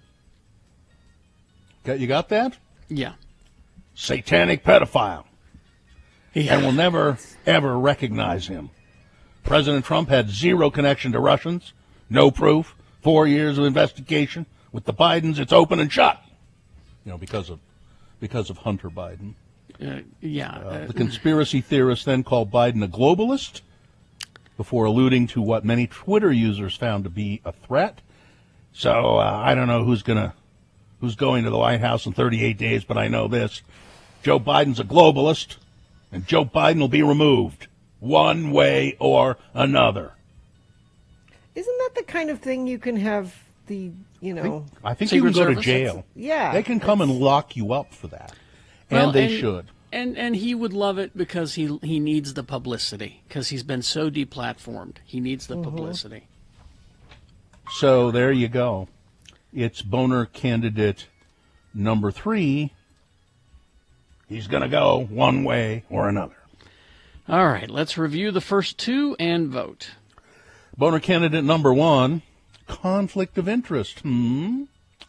A federal land manager working for the has pulled the plug on Utah tar sand leases because of a conflict of interest, and it is a clear conflict of interest. A contractor, a Bureau of Land Management contractor, who has been buying up mineral leases. Oops. Yeah. Boner candidate number 2, how could that happen? Utah Attorney General Sean Reyes in quarantine after meeting with the Trump administration. No mask wearing, nothing. There you go. Sean Reyes had to, and he couldn't vote. He couldn't do his electoral college vote. And Boner candidate number 3, he's going to go one way or another. All right, there you go. You've got to decide of these 3 candidates which one is the worst, which one deserves to go forward to Boner Fight and possibly become Boner of the Day. If it wins here, it goes up against the winner of round 2's voting. That'll happen at 8:20 with 3 different candidates. We get a winner there. We'll take both winners and put them against each other at 9:20 this morning. That's when Boner Fight happens, and you decide Boner of the Day. Pick your champion for round 1 right now. Send it forward, 1, 2, or 3. Remember your candidate number. Put that single digit in the message of a text, and then text that to 33986. Or you can call 877-602-9696. Use your voice, or go online, x96.com. Look for the box that says Boner Voting, December 15, 2020. If you don't see the box refresh, it should appear, and vote. You got until the end of these messages to do it. This is round 1. Hoops Vision Correction. If you go to hoopsvision.com, it's HOOPES vision.com. And it's a very comprehensive website. A lot of your questions can be answered there. Yeah, and right now, it's been a crazy year. We all know that. Mm-hmm. But Hoops Vision, you can get a great discount right now, $500 off per eye at Hoops Vision.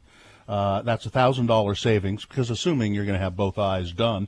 Imagine the freedom from glasses or restrictions of contact lenses and glasses. That's exactly what LASIK at Hoops Vision will give you. Or someone you love. Why don't you get Sure. It would make a perfect gift. Also, remember, you use your flex spending money, that money that has to be used by the end of the year at Hoops Vision for a LASIK procedure. So make a free, no-obligation appointment, 877-30-LASIK. That's 877-305-2745. Or go to hoopsvision.com.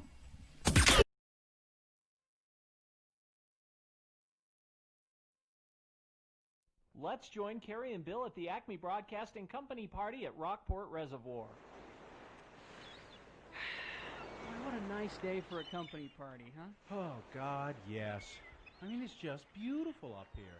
And we deserve this, don't we? I think that everybody on the staff deserves a nice party like this. We've all worked so hard to get this station to show in the ratings. Yeah. Showing up in the top 35 stations ain't that easy either. No. Hey, look at everybody down there on the beach by the picnic table. We ought to hike down there. No, we can get a much better shot at all of them with our paintball guns from up here. Huh. Now look at Mario there. I'll bet you I can knock that beer right out of his hand.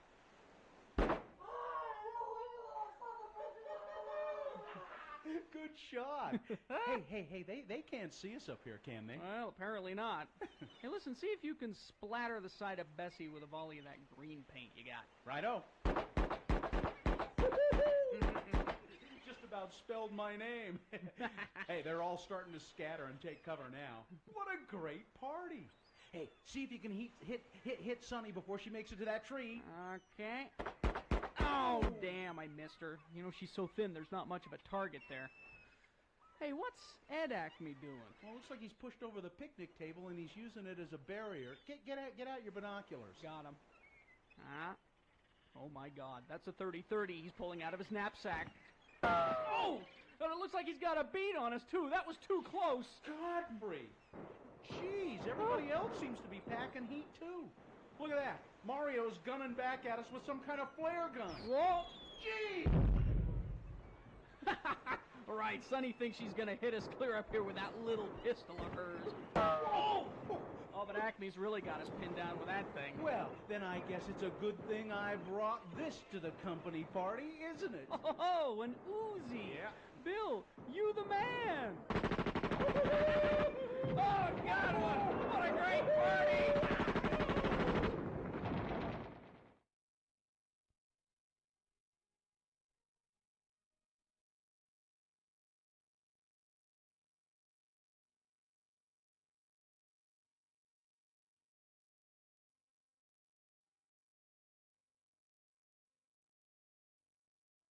Claps.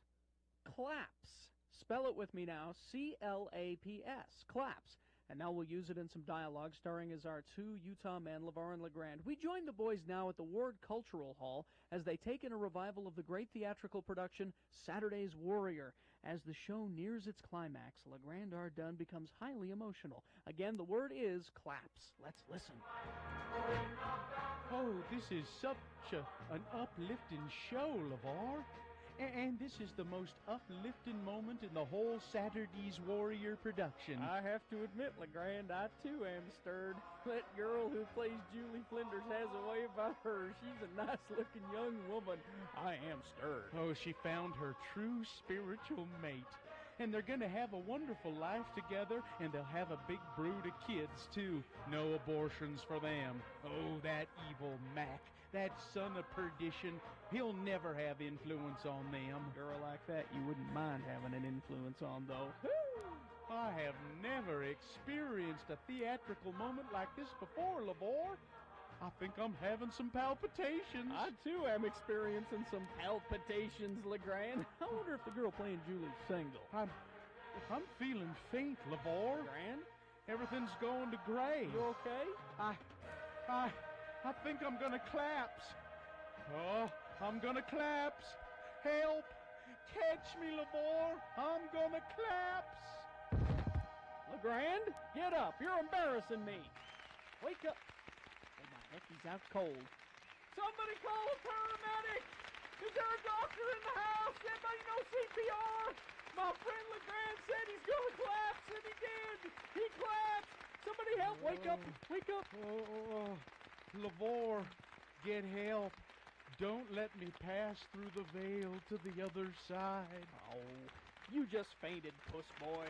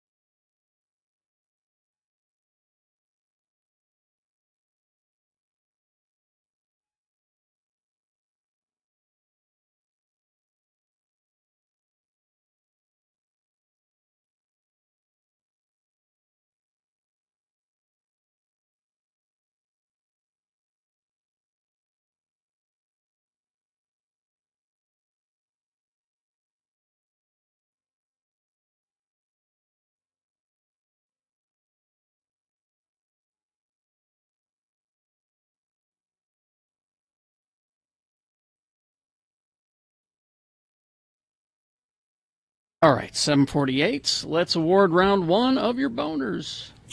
And it's brought to you in part by whatever I had for dinner last night. I don't remember. Triscuit? You had a Triscuit, didn't you? No, I haven't had a good Triscuit. Well, ever. They got all these good flavored Triscuits now. No, I like I know. the balsamic vinegar Triscuit. I like the rosemary ones, so the rosemary and black pepper, and some cheese on it. Brought to you by what did I have? Well, it was good, whatever it was. Yeah, it always is. And gear up with Level 9 Sports. December deals sale with huge savings on select ski and snowboard gear, full-service tune-up, ski boot experts, lowest price guarantee. Shop safely at their 4 retail locations or online at level9sports.com. All right, Gina, what order are these boner candidates in? It seems to me that I did them. You did. The headlines are different than the stories. So boner candidate number 1 was conflict of interest. Conflict of interest, which is the BLM guy, right? Number 2 was how could that happen? That's Sean Reyes. Sean Reyes, who got COVID. And boner candidate number 3, he's going to go one way or another. It's Alex Jones. See. Alex Jones. Now I'm getting a message that's saying, I changed the boners to fit with how you read them, which I don't know what that means. Do you know what? If number 2 wins, none of this matters because none of this matters. It doesn't. According to this, the winner was number 3. Oh, okay. So that would be Alex Jones because you read them in that order. Deservedly. So, yeah. Okay. Deservedly. Okay. All right. Sometimes things get moved around. All right, try to get that figured out for next round. Round 2 coming up at 8:20. 3 different candidates. We'll get another winner there. We'll take both of the winners and put them against each other at 9:20 this morning. That's when you'll decide boner of the day.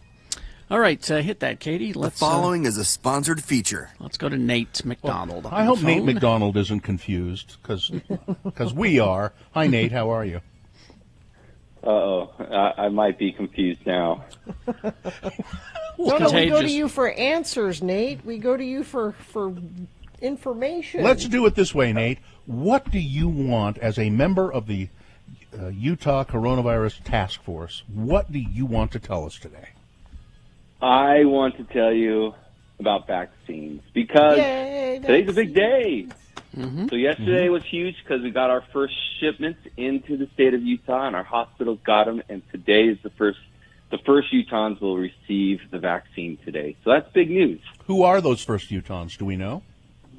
We do. Well, I don't know the names of the individuals, but I know who they are. Okay. You know, the prioritization of who will be getting them. Obviously, we are going first to hospital workers, our long-term care residents and staff.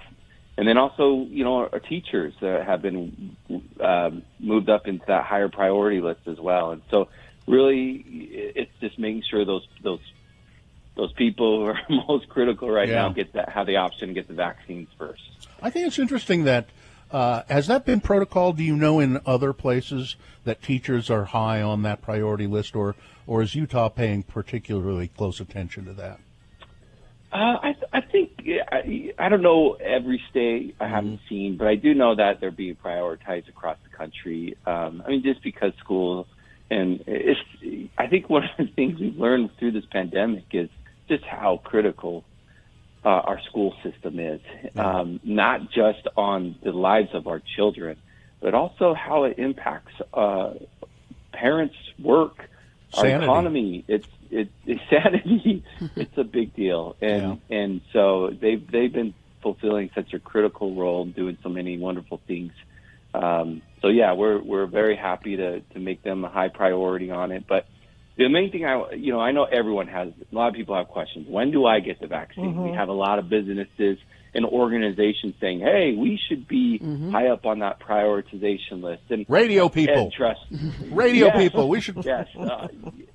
Yes, I did raise my hand in a meeting last week. Said, "Hey, Bill, Carrie, and Gina did volunteer to get that vaccine." So, yeah, we did. We have volunteered.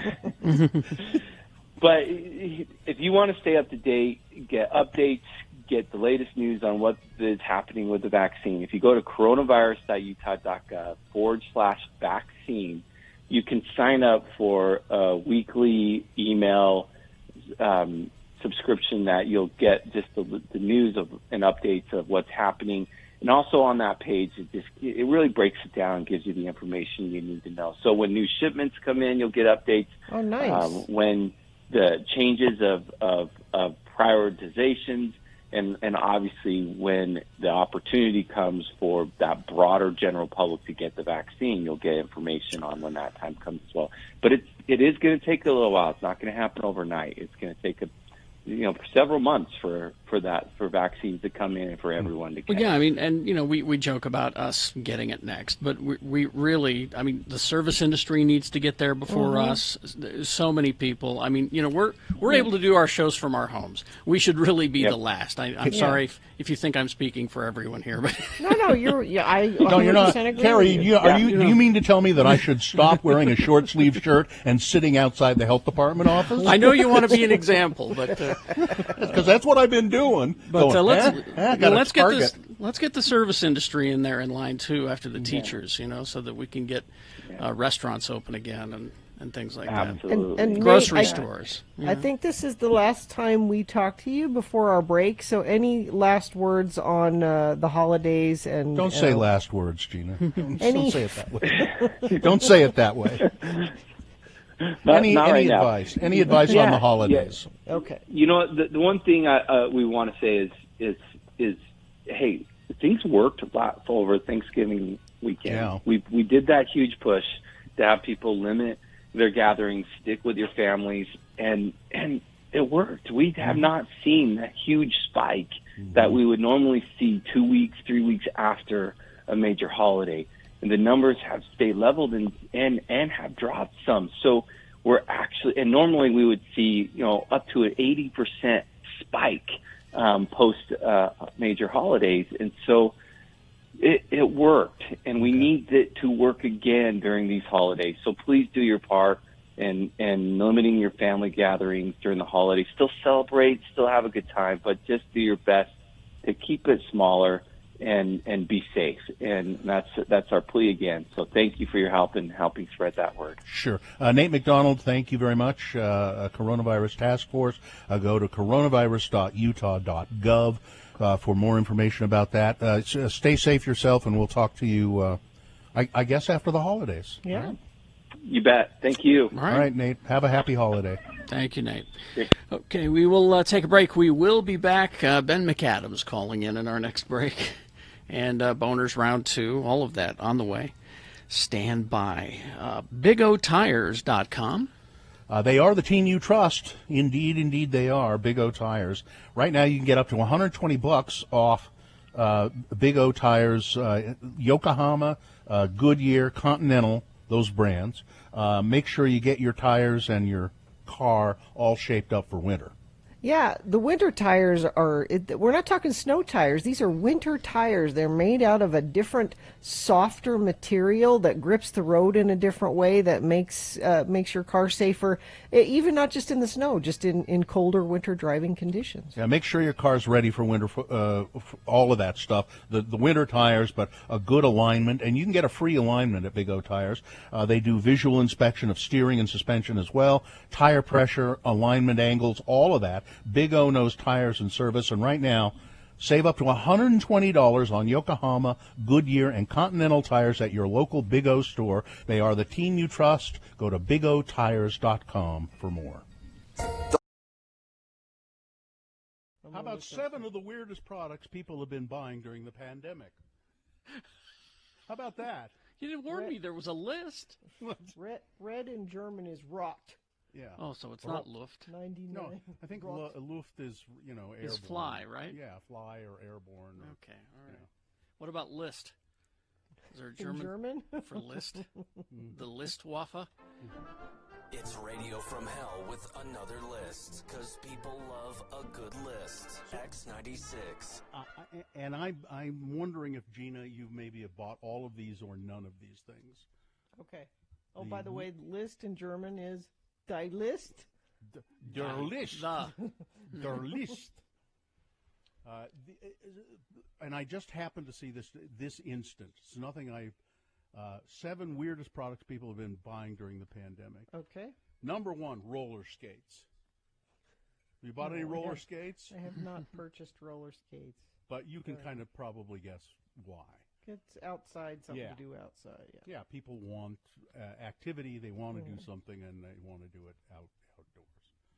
Number 2, you've already got one of these, Gina. So you don't. RVs, recreational vehicles. We have had a trailer for 13 years. Terry, are you going to get are you going to go out and get an RV? Maybe if I live long enough to retire. I may be living in one. Who knows? Guns. People are buying guns. Yes, Joe bought a gun.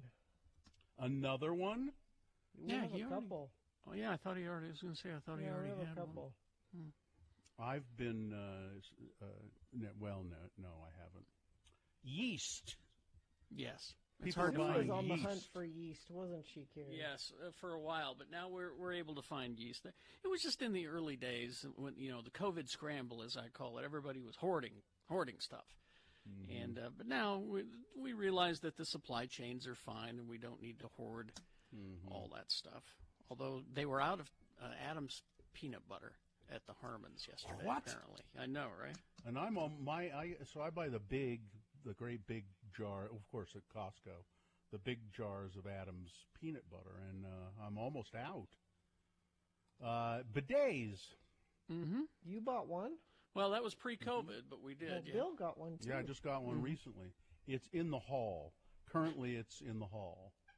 Which, You're pooping in the hall? Yeah, and it's really, I found it to be kind of messy, really. I want to look into that. It doesn't smell all that great either. We've had to just run a hose in there, and it's just not. Sweatpants. Yes. Yeah. You've bought sweatpants? Yes. You didn't, but you've owned sweatpants before. But I that. needed new sweatpants. Why did you need new sweatpants? Were the old ones too small? They're the only pants I'm wearing these days, so And I needed some more. Scented candles. No scented candles. Which I would really. I would, yeah. If after months of stay-at-home orders, your home is starting to smell extra lived in, yeah, you're not the try only one. cleaning it. Or opening a window. Cover it up with. Open a damn window or two. You don't. It's not like the coronavirus is just hovering in clouds outside of your house, just waiting to blow in. You can open the windows. It's good for you to have fresh air. But candle sales have shot up during the pandemic. So those are 7 weird. They're not all that weird. I don't know. Why would they say weirdest products? Yeah, it's that not people weird. have been buying up. Yeah. We hope you'd enjoyed another list with Radio from Hell on X96.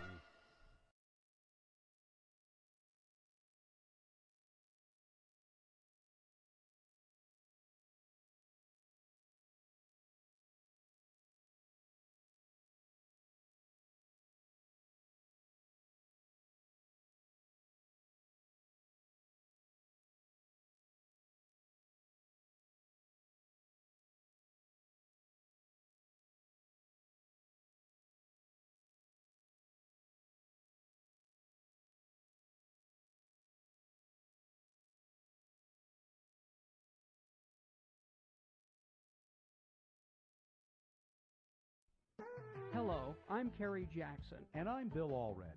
And we want to tell you about a brand new Radio from Hell product. If you're a lonely guy, Like us. a lonely, hungry guy, then you'll want to rush out to your local supermarket. You know, the one where you never meet chicks. And buy Radio from Hell Lonely Man TV dinners. Lonely Man TV dinners come with a special pop-up picture on the lid. Just put your Lonely Man spaghetti dinner in the microwave oven. Then, after 7 minutes, take it out, peel back the lid, and there's a full-color photo of TV's The Nanny, Fran Drescher. This spaghetti is delicious, Fran. I know! Don't you just love it? You'll never have to eat alone again with Radio from Hell, Lonely Man TV dinners. Try the soul food dinner, and you'll be dining with Tina Turner. The ribs are mighty fine, Tina. Have some more black-eyed peas, honey child. Wow, it's just like she's really here. Try all of the Radio from Hell Lonely Man TV dinners. There's Kung Pao Chicken with Connie Chung, the Mexican dinner with Rosie Perez, Wieners and Kraut with Claudia. Talk to Ben. Let's do X Days of Xmas. Yes, listen to X96 every weekday, 8, 2, and 5 for the X Days of Xmas. Win a different daily prize every single weekday. Today is powered by Manscaped. Win a Manscaped prize pack. Get 20% off and free shipping with the code X96 at manscaped.com. That's 20% off free shipping, manscaped.com. Use the code X96. You can also win all 10 prizes and a PlayStation 5 if you go to x96.com and enter to win there. The keyword for today is family. Family. Family. Text that to 33986. All right. Let's go to Ben. Well, Ben McAdams, Congressman, unelect from Utah, and well, he's not the congressman elect. He's the congressman unelect from Utah. Listen, I know you're looking for work, but you really should call us off the air, Ben. How are you? I'm doing great. I'm actually still really busy. Apparently, being a congressman unelect takes a lot of time. So I'm flying out to D.C. later today. We're trying to get a deal on the budget, and I'm hoping we get a COVID relief package passed. But it's just been jammed up with partisanship in D.C. But hopefully, we get that done this week. So it's a busy job. And what are the chances? I mean, do you think we'll get it resolved by the end here? You know, it's really frustrating because I think it feels like House Democrats keep reaching further and further into the middle, and that it just feels like a moving target. So, it seems like they had a deal around a $900 billion package, but I don't know. I guess I'm not telling you anything you don't know, Ben, but when a Republican says we want to do this bipartisan, what they mean is we want the Democrats to agree to do it our way only. That's what, in their minds, bipartisan means, and that's why these things take so long. Congressman Ben McAdams finishing up his first and, at this point, only term. Why do you have to keep saying that, Bill? Because it's true. But Ben, what will you do now? I mean, you are an attorney. Are you going to go into practicing law now quickly, or what are you going to do? Yeah, I don't know. I mean, I'm kind of exploring a bunch of different options. I could go back to my law practice. That's certainly something I'm looking at. I love public service, and I know running for office isn't the only way to give back. So I'm really looking for a way that I can continue to give back to our community. So exploring a whole bunch of different options. I've still got some time. I wanted to, this is a major career change for me. I've been in public service. I may have only been in Congress for one term, but I was mayor for 6 years, and I was in the state Senate for 4 years. Mm-hmm. So, public service has been what I've done for the last 12 years. And so I'm looking forward to a new chapter. Want to figure out exactly what that is. Hopefully you'll have me on from time to time. I can, for sure. Love to come back, but yeah, trying to figure out what that next chapter is. I'd love for public service to be a part of it. Well, Ben, do you have any idea? I mean, you were basically a Republican while you were serving. I mean, you were a very conservative. Maybe Republicans were 20 years ago, but yeah. Yeah, you know what I mean, though. I mean, you were a middle of the road tending toward conservative Democrat, and yet you still lost to someone who doesn't seem to be qualified for the job or live here. Yep. So, why did that happen, do you think? Well, I would say I'm conservative economically. I believe in balanced budgets and fiscal responsibility, but I also, stood proud for LGBT equality, for immigration reform, for Dreamers, a lot of things where I'm, solidly a Democrat. I mean, those issues maybe 20 years ago were also liberal. I think today they're probably pretty mainstream. But it was just a unique year. We saw voter turnout increased in my district more than any other district in the country. So enormous voter turnout that just, when you campaign, what we saw is my margin of crossover Republicans who crossed the aisle to support me increased substantially this year, but that was just far outweighed by a lot of new voters who have never voted before. And so when you're campaigning and you're reaching out and getting your message to those Democrats, Independents, and Republicans, it's hard to talk to people who have never voted before. So I think part of it is just our message didn't get to them because they weren't even on our radar, and many of them just showed up to vote for President Trump and anything that looked or acted like President Trump. Yeah, and I did not get those votes. What do you say to people when they say that they can't take it anymore? that it's that politics is too divisive, it's too mean, and they just want to opt out of all of it. That's why we need more politicians like Ben. I mean, I'm serious. You are willing to look at both sides of issues and work with people, and I want more of that in politics and less of the both extremes of the politics. Yeah, I agree with Gina. There's far too much division today. Like I have the issues where I feel strongly, and I will stand my ground, but I will always listen. I'm always going to look to see if I can see it in a different light by listening to somebody else. And there was a moment in my debate with Burgess Owens where I said, if we're going to ever fix what's broken in Washington, we need to elect people who want to fix it. We need to elect ambassadors who are going to reach out to people who see the world differently and try to find common ground. And Burgess Owens, I'll paraphrase, I don't remember exactly what he said, but something to the effect of, now we don't need ambassadors, we need warriors. And, I think that's kind of the crossroads we're at as a country right now. Do we want to recognize that we may have differences of opinion, but we're all Americans, and we have really significant challenges right now. People are really suffering, whether it's health-wise from the virus or economically. People are angry, and they're hurting. And I think we can overcome these challenges, but we're only going to overcome them if we work together. It's going to take Republicans and Democrats working together to overcome our challenges. Do we want ambassadors to negotiate a peace and to figure out a pathway forward? Or do we want warriors? And I think warriors are going to continue to hurt this country and increase the suffering, and we're not going to overcome our challenges. If by warriors, if Burgess means name callers, then yes, he's a warrior. Well, I'm afraid what he means is when you look at the crowds of Trump supporters who are trying to make sure that he stays president, look and see how many of them are armed. Openly armed. That's what I'm afraid that's what he's talking about. And what I'm afraid of going forward, and this is why I hope you stay in public office, Ben, not just you, but good people like Ben McAdams that want to be ambassadors, I am worried that they are not going to run for office because they feel like they have to be hyper-partisan on either side in order to get any traction. I want more people that are there to do the work. Can I offer you, if you run again, Ben, a campaign slogan? I think it should be, I'm Ben McAdams, I never lie, and I'm always right. I like it. I like it.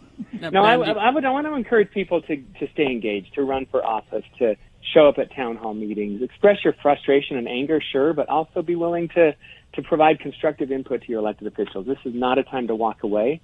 This is a time for people to get engaged. Yes. Well, Ben, final question. Do you want your sign back? I've got it here. If you're looking at your computer, x96.com/live, you can see Kerry. He's got the sign behind him there. So if you want it back, I'll leave that up to you. I will say I have not decided what I'm doing. Elected office may also be in my future. I don't know. At this point, it's kind of a little bit raw, so I can't say that I would run in 2 years, but maybe in 2 years, maybe in 20 years.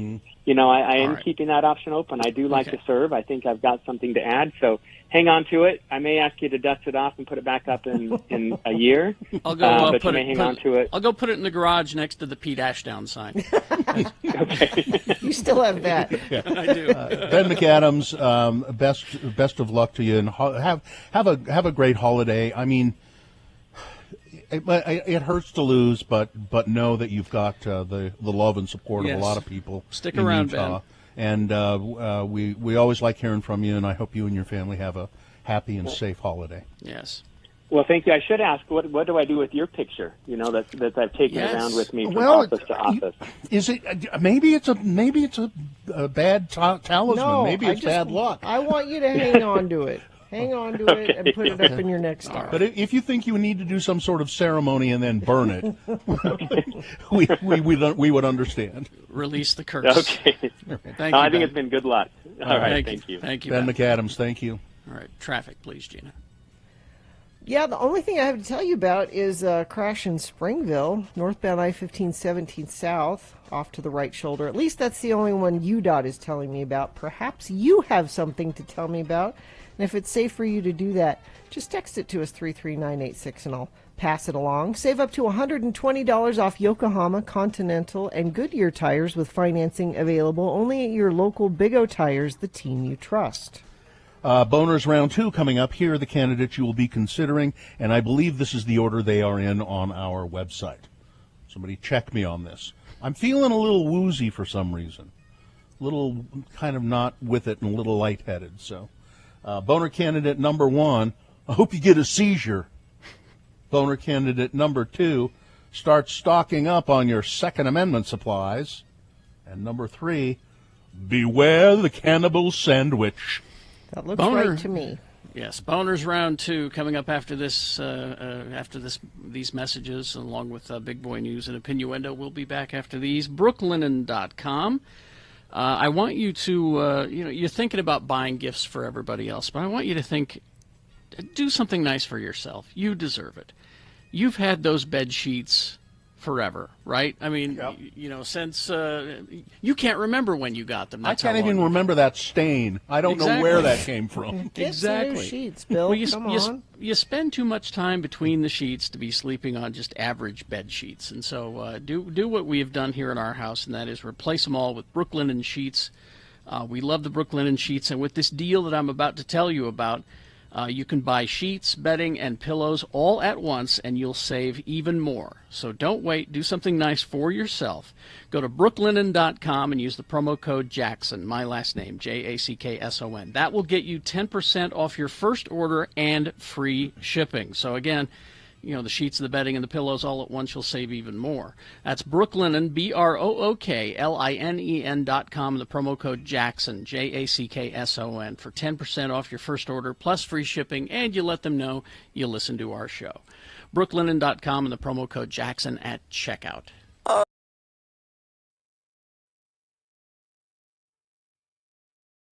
Oregon. Spell it with me now. O-R-G-A-N. And now we'll use it in some dialogue. Here they are then, our 2 Utah men, Elder LeGrand R. Dunn Jr. and his disreputable friend LeVar. Again, the word is Oregon. Thanks for joining me here to the hospital and keeping me company, LeVar. Brother Jensen from my ward is having his prostate tuned up, and we're taking turns waiting at the hospital for word. He hasn't got any kin or nothing, so the elders' quorum is helping out. Least I can do, LeGrand. You've always been a good friend to me, so I thought I could just keep you from getting bored. Hospitals give me the willies, though. Ooh, yeah, not the best place to be spending the day, but Elder Jensen needs our support. I always give blood, too, just as long as I'm here. They don't let me donate blood, because of that unfortunate dose of hepatitis I had a few years back. I remember. You were as yellow as a lemon for about a month. That's right. Looked like one of them Simpsons cartoon characters. Mm-hmm. Hey, hand me that People magazine there, would you? This one here with Mickey Mantle on the cover? Yeah. Too bad about the Mick kicking off like that right after a liver transplant. Well, he abused himself, LeVar. Smoking and drinking. You should take a listen. My cousin up in Portland had to get a transplant. He's doing fine. That was a couple of years ago. Oh, I didn't know you had kin up to Portland in the Northwest there. Oh, yeah. My entire family comes from Oregon. We got started in Eugene, Oregon, but then moved to Portland, Oregon when I was just a shaver. Well, how come you moved to Portland? Your dad get a better job? Nah, we moved to be closer to Mom after she was committed to the Oregon State Mental Hospital just outside of Portland. Turned out okay, though, because the welfare office in Portland was open on Saturday. By the way, LeVar, what kind of transplant did your cousin get up there in Oregon? Hair plugs. Got himself a hair transplant. Well, that's real serious surgery. Hey. Now, don't you go making light of that. Them things can get infected.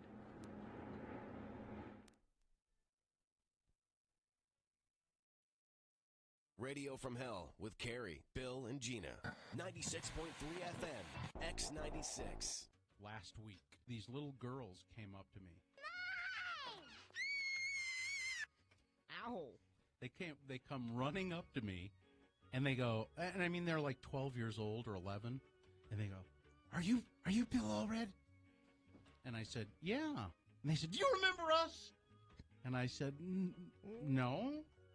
And they said, "You threw us out of that garage in your backyard a couple of weeks ago." What? You had kids in your garage? Not my garage. My neighbor. She has this old garage, and the top of it. No, do you have an infestation? Yeah. Is it like little girls? That's what it was like. It was an infestation of little girls. And the old garage has like a top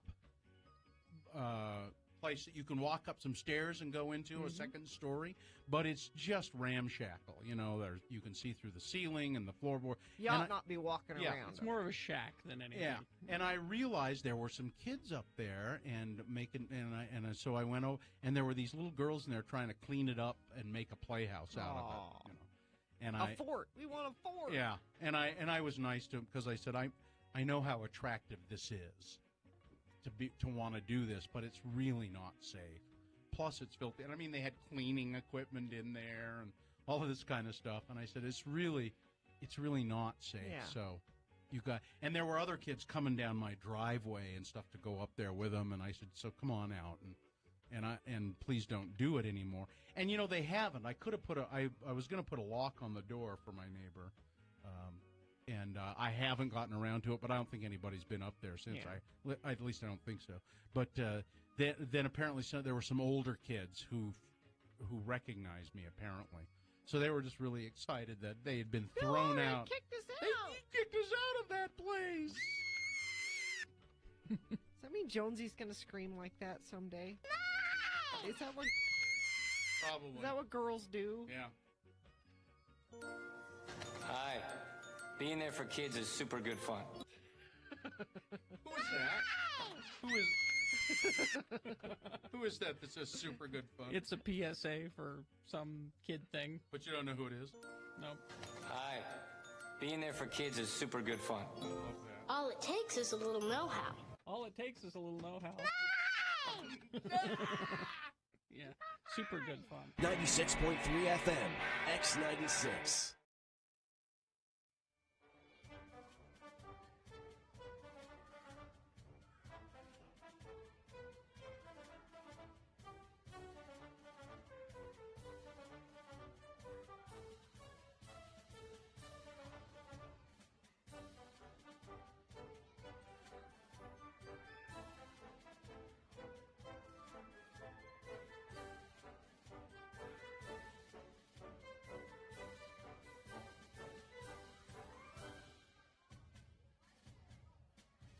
All right, 8:21, and real quickly here before we get to round two of your boners, don't forget we need your physical donations for the road home. Tomorrow morning between 6 and 10 a.m., Jake the Elf will be at Young Chevrolet in Layton. That is 645 North Main Street in Layton between 6 and 10 a.m. tomorrow morning, and he will trade you your physical donations to the road home. We're talking your coats, your hats, your blankets, socks, diapers, new unwrapped toys for the kids, all those things that we ask you for every year. In exchange for those, he will give you a Radio from Hell or X96 face mask. Now, I'm partial to the Radio from Hell ones, but the X96 ones are really good looking. I gotta say it, they're really good looking. So, blankets, socks, yeah, all those hygiene items.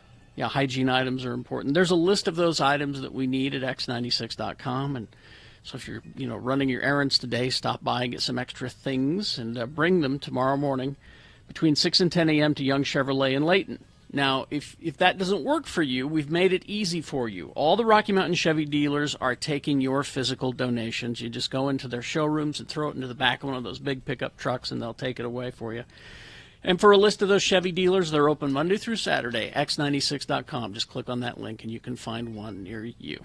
Okay. Let's get to round two of your boner voting. Here we go. 3 news stories. These are examples of bad, stupid, or funny human behavior, and you will decide with your vote these three candidates, which one is the worst? Which one deserves to go forward to Boner Fight to possibly become Boner of the Day? It will have to defeat the winner of round one. That was a whole thing an hour ago. Don't worry about it. 9:20 is when Boner of the Day happens. That's when you'll decide with Boner Fight. Right now, send a champion forward from round two. Two candidates now, a third after the news. Once you've heard all three, then you will vote, and one of you lucky random Boner voters will receive. It will be emailed to you, so you will get it, unless you don't have an email. And then how do you not have, everybody has an email. You do. Yeah, sure. You can get an electronic gift certificate to Diversion Eatery. Go to diversioneatery.com to check out their menu. Well, let's see. Here we go. Boner candidate number 1. Hope you get a seizure. This is weird. This was a Boner candidate suggested by our intern and helper, our helpmeet, Miriam. A journalist who warned players of epileptic seizure risks in the game Cyberpunk 2077 has received dozens of videos camouflaged as support that are actually capable of inducing photosensitivity triggers. Most, if not all, games feature seizure warnings that pop up in-game ahead of the main menu screen. However, players with epilepsy should be extra wary of the brain dance segments and other design choices featured in CD Projekt Red's forthcoming role-playing title, Cyberpunk 2077. I think I read some other story about this, about Cyberpunk 2077. Yeah. Is it being delayed or? No, it's out, but it's they're out? having so many problems with it, so many glitches, that the company has said, if you want a refund, we understand. It's, we'll fix the glitches. If you want to come back, then that's great. But if you want a refund, we'll understand. But apparently, this Game Informer associate editor Liana Rupert recently wrote an epileptic PSA detailing exactly what epileptics can expect from Cyberpunk 2077. Apparently, it's not only the highly stylized brain dance feature that can cause problems for those with a history of photosensitivity problems. General triggers may also prove problematic due to the sci-fi title's interface, according to Rupert's article. I guess this can be a serious problem for some people. It seems odd, doesn't it? But it can be. But so for some unfathomable reason, this woman's helpful warnings triggered something else. Insensitive trolls. Yeah. Since posting the PSA on Game Informer and Twitter, the journalist has received a series of unsolicited videos, many of which they say could cause epileptic seizures. Oh, jerks. Yeah. Well, it's the gaming world, Gina. I'm not saying all of them. Trolls is what they are, Gina, not jerks. You can enjoy your games without being a jerk. I don't know. Boner candidate number 1, hope you get a seizure. There's Boner candidate number 2, start stocking up on your Second Amendment supplies. In a tweet on Sunday, Pennsylvania attorney and Trump loyalist Lynn Wood sent out a cryptic message saying, quote, "It's better to be safe than sorry. Make sure you have plenty of water, food, flashlights and batteries, candles, radio, Second Amendment supplies, and a plan and guns, and a plan to meet with leaders of your communities. Remember, we only have one president at a time. Our leader is at real Donald Trump, not Biden." Okay. Boner candidate number 2. Start stocking up on your Second Amendment supplies. Not helping.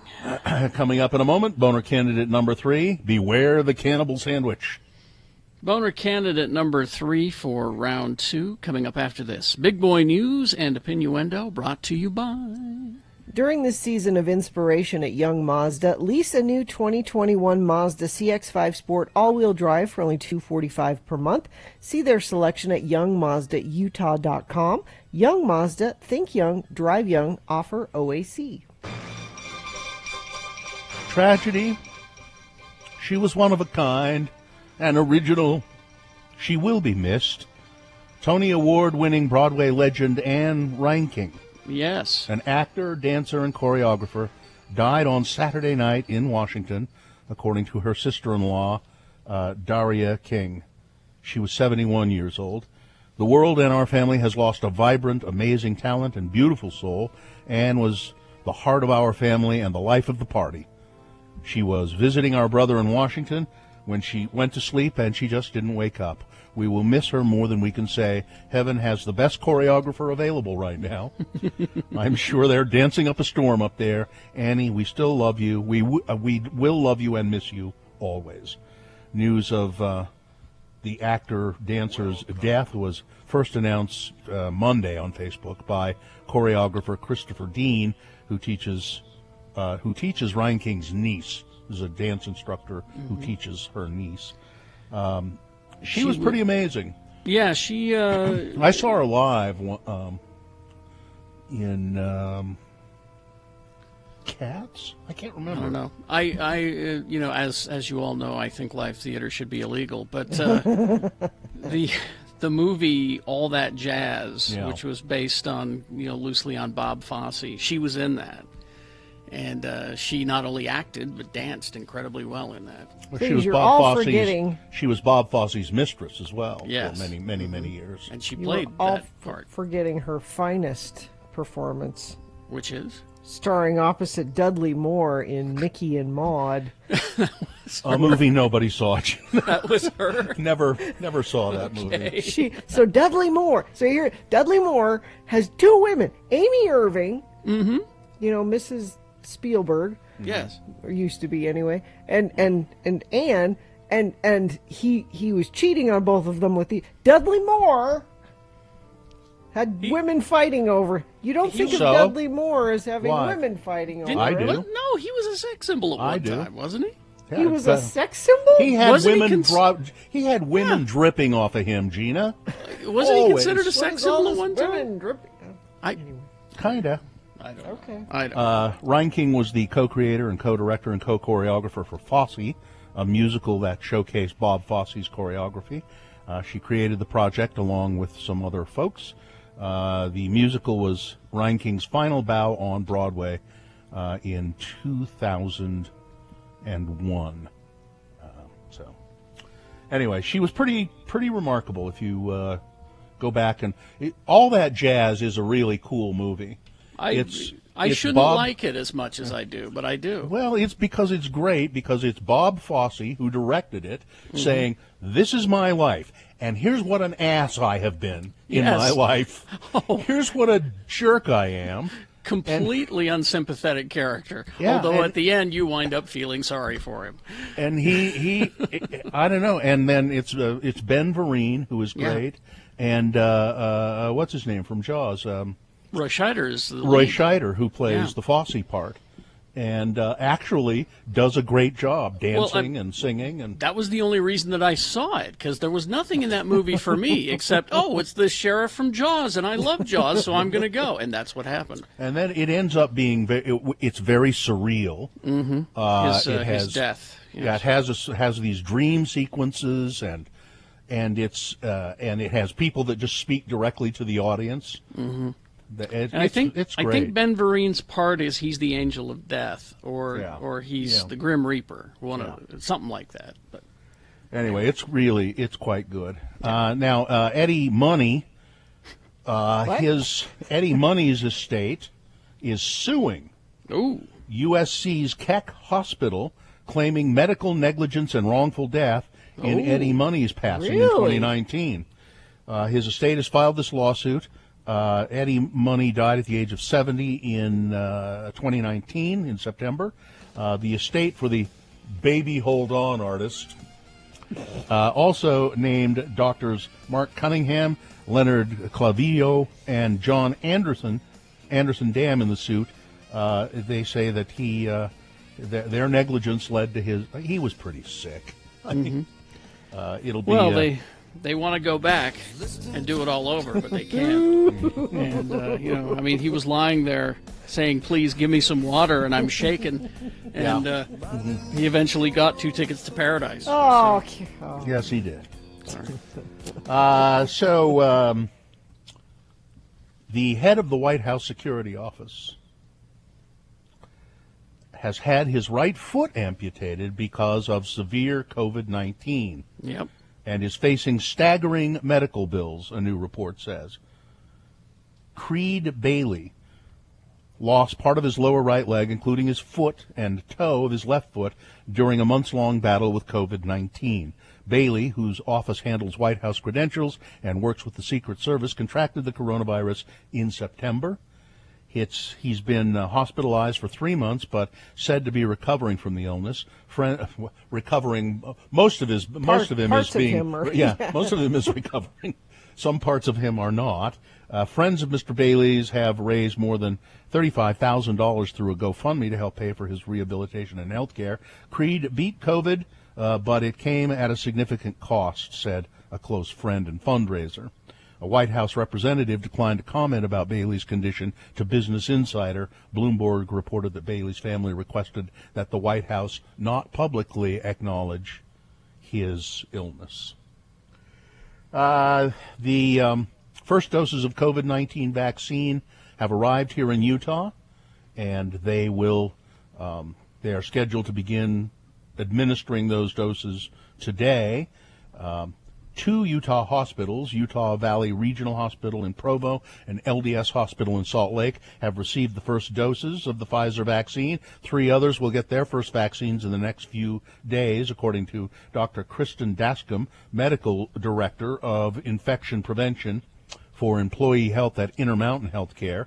At a news conference yesterday, Ms. Dascom said healthcare workers at Utah Valley Regional will be the first in Utah to receive the vaccine sometime Wednesday evening.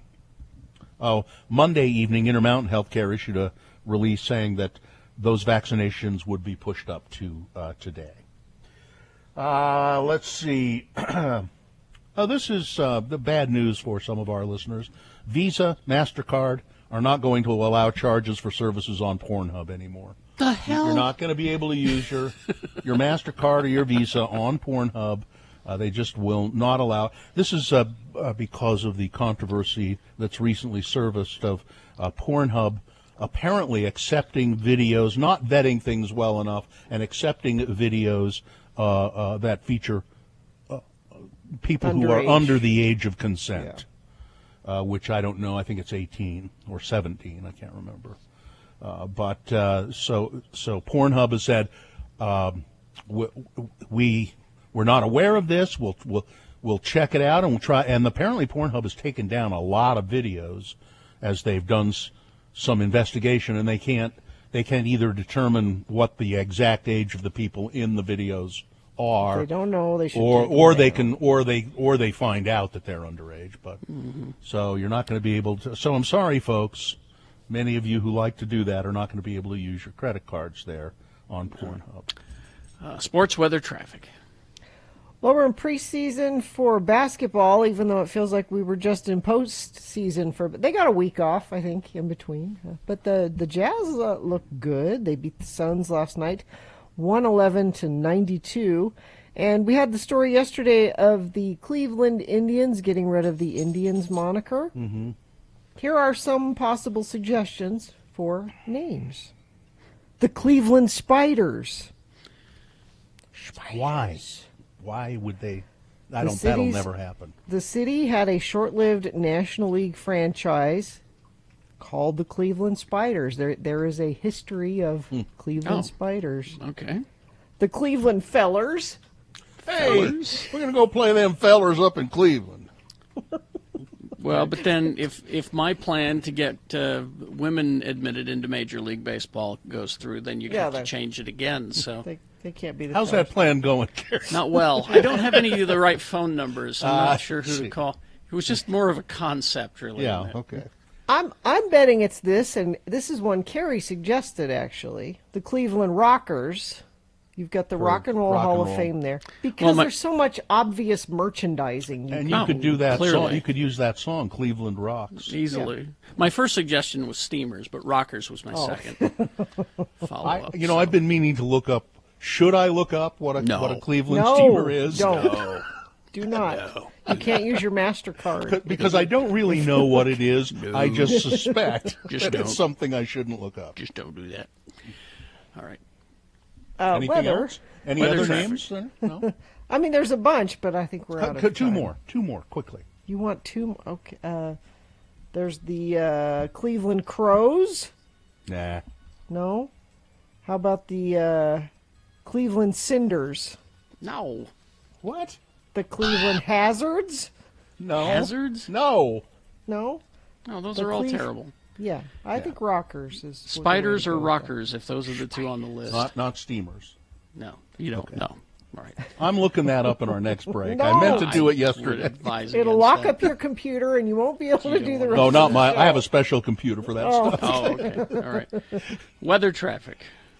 It's cold, 25 right now with light snow in Salt Lake, and we'll just be partly cloudy today and only get up to 32 for a high. Slightly warmer tomorrow, and that's coming ahead of some more storms Thursday into Friday. Looks like 80% chance of rain/snow depending on where you are. We could have some accumulation through there.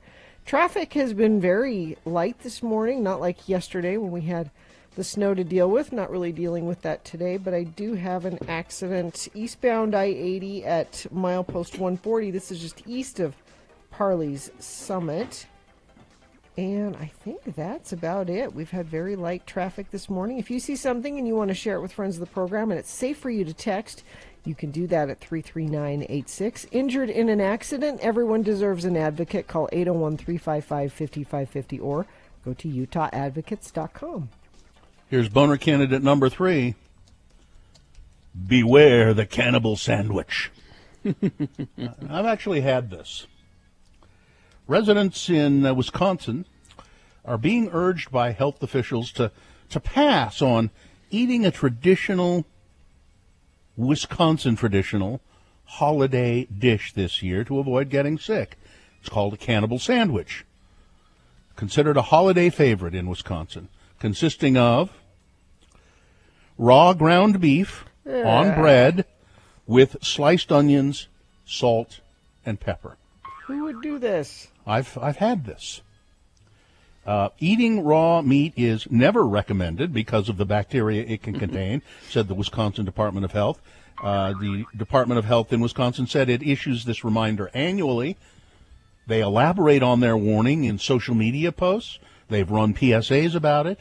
Time for our annual reminder. There is one holiday tradition you need to pass on. The raw meat sandwich, sometimes called tiger meat or cannibal sandwiches. The health department wrote on their Facebook page, many Wisconsin families consider them to be a holiday tradition, but eating them poses a threat for salmonella, E. coli, Campylobacter, and Listeria bacteria that can make you sick, very sick, and it doesn't matter where you buy the beef. Any of it can be subject to these viruses. Ground beef should always be cooked to an internal temperature of 160 degrees Fahrenheit, health officials said. Mm-hmm. Boner candidate number 3, beware the cannibal sandwich.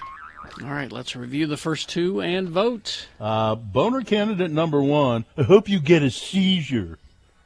A journalist who wrote a warning about this game, Cyberpunk 2077, saying there are some seizure-inducing or possible seizure-inducing moments in this game that you should be aware of, and they don't give you a warning. Well, this has caused a bunch of gamer trolls to come out and send this journalist unmarked videos that may, in fact, cause epileptic seizures. Now, I didn't see in the article, I'm not sure whether the journalist actually has epilepsy or not, but just to be doing that, that's just a nasty thing. Boner candidate number 2, you better start stocking up on your Second Amendment supplies, because that's what a Trump attorney says. things are going to get kind of rough. You ought to stock up on all kinds of supplies, including, your Second Amendment stuff, guns and ammo. And then boner candidate number 3, beware the cannibal sandwich. All right, here we go. You've got to decide of these 3 candidates which one is the worst, which one deserves to go forward in this round 2's boner voting. It'll go up against the winner of round 1. We did that an hour ago. We'll take both of the winners and put them against each other at 9:20 this morning. That's what you're voting for here, is which of these 3 you're sending forward to Boner Fight for a chance to become Boner of the Day. 1, 2, or 3. Remember your candidate number, the one that you think should win. Put that single digit in the message of a text. And then you text that to 33986. Or you can call the producer's booth, 877-602-9696. Or go online, x96.com, look for the box that says Boner Voting, December 15, 2020, and vote there. If you don't see that box, refresh. It should appear. You have until the end of these messages to do so. This is round 2, UtahAdvocates.com. If you've been hurt in an accident, this happened to Katie, our producer. She was in a car accident, and she was pretty sure that it wasn't her fault, and there was going to be medical bills and things that Katie was worried that insurance would give her a hard time about. So, hearing about the advocates from us, Katie called them. Now, did she call them at 801-355-5550, or did she just go to UtahAdvocates.com, or did Which she was do it, both? Katie? You do. I know she has developed a really nice relationship with her attorney. We couldn't hear you, but it doesn't matter. But yeah, you should call and do it early on in the process, but before those medical bills start coming in, because then you can just pass them on to the advocates, let them deal with it, and you can focus on getting better. So 801-355-5550. That's 24 hours a day, 7 days a week. You can do that. Or go to their website and chat live online with an attorney 24/7. That's UtahAdvocates.com. Do we still have popcorn in the building? Yeah, why? Because we should get rid of it all. This might be the evidence that we have some. I'm eating it. God, you're a genius. You should be a detective. Everybody knows you're eating it. Can we get rid of all the popcorn in the building so Bill doesn't eat it on the air anymore? I'm attempting to get rid of it right now. I'm eating it. But the fact that you have a small bowl of it tells me there's a bigger bag of it on your desk, and we'll be enjoying this There for are weeks to 3 come. big bags of it on my desk. And don't worry yourself about it. It's fine. If you would hurry and eat it, then he wouldn't be able to.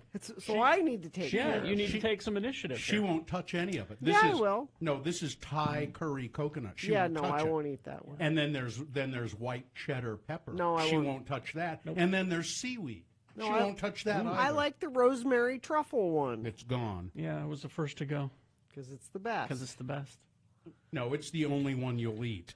Does not mean it's the best. If it's gone, it's the best. The Thai curry coconut is the best. Is that what you have? It's good there? too. Yeah. So weeks and weeks we'll be enjoying. No, I'm taking it home today. Okay, good. Don't worry about it. I'll take it home. Okay, good. And, you don't have to call attention to it.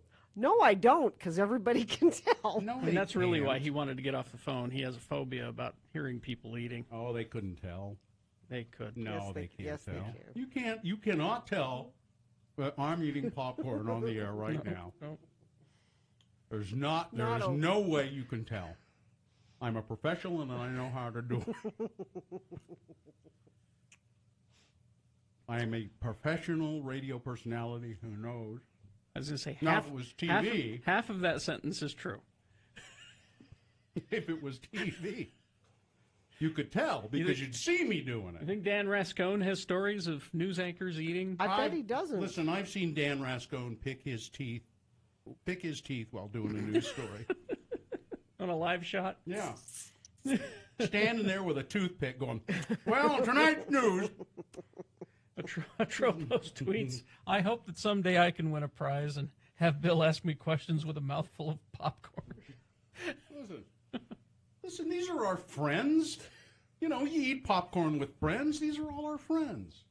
It just is going to make people hungry. That's what it does. I am hungry now, actually. Talking about all Well, the this. popcorn, there's Thai curry. on his desk. Thai curry coconut.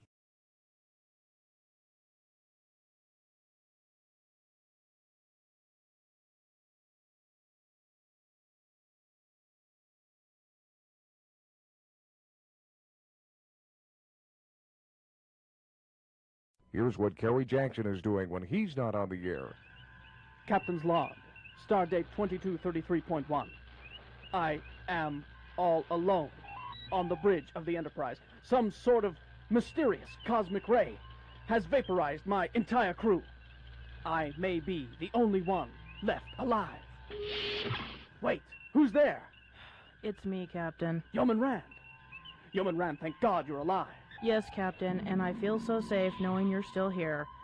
You know I've always been attracted to you. Let's make love right here on the bridge. Oh, come on, Sharon. You're not saying it like you mean it. Carrie, I hate this game. Can't we just have sex like normal people? Oh, come on, Sharon. You know that this is the only way I can get it up. I hate this costume. This wig looks like a woven basket on my head, and the 2 folding chairs and a card table does not make the bridge of the Enterprise. Turn off the sound effects. I'm leaving. Oh, okay. If you don't like this game, how about we play the Battlestar Galactica game? I'll be Boxy, and you can be my little robot buddy, Muffet. Oh, God. Help, Muffy, help! I'm trapped and the Cylons are coming! Here's what Bill Allred is doing when he's not on the air. Henrietta Pussycat, you may approach your king. Meow, meow, meow, King Friday. How I've longed for this moment. Meow, meow. Are you sure Queen Sarah is away? Quite. The trollop is off somewhere in the land of make-believe with Bob Dog. My spies tell me that the 2 of them are mating like a pair of crazed weasels in rut. Then now is our chance, my liege. Meow. Take me here, meow. Now, right in the throne room. Come on, Sharon, you're not getting into this at all. Well, Bill, you look pretty stupid in that bathrobe, fake beard, and Burger King crown, and wearing those white socks on your hands to make them look like puppets is just not working. Can't we just do it in the normal way? Oh, come on, Sharon, you know I can't get it up the normal way. Okay. If you can't do this, how's about the Sesame Street game? Now, I'm going to be Bert, and you can be Ernie. Ernie, bend over and pick up that bar of soap I dropped this morning, would you?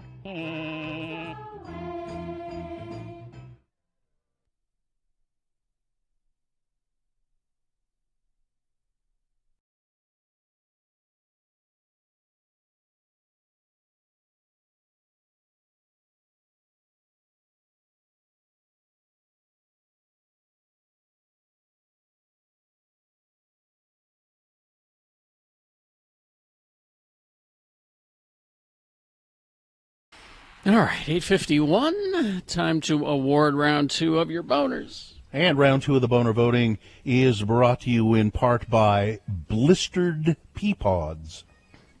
And Diversion Eatery offering brunch weekends from 11 to 3. Try the steak and egg poutine with a Bloody Mary or mimosa. It's the best, open daily for dine-in or takeout, 535 North 3rd West. Check out the menu at diversioneatery.com. I'm always a little suspicious of a cooking direction which says blister the pea pods, but there you go. That sounds like something you shouldn't do. So we had boner candidate number 1. Hope you get a seizure. These trolls in the gaming world who sending a journalist who is warning about seizure inducing moments in a game called Cyberpunk 2077. So she's warning about this in her writing. Well, these trolls are sending her videos, which are unmarked, so they're hoping she'll open them, and they are videos which have been known to cause seizures in epileptic people.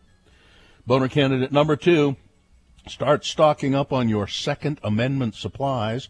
That's what a Newsmax White House correspondent says.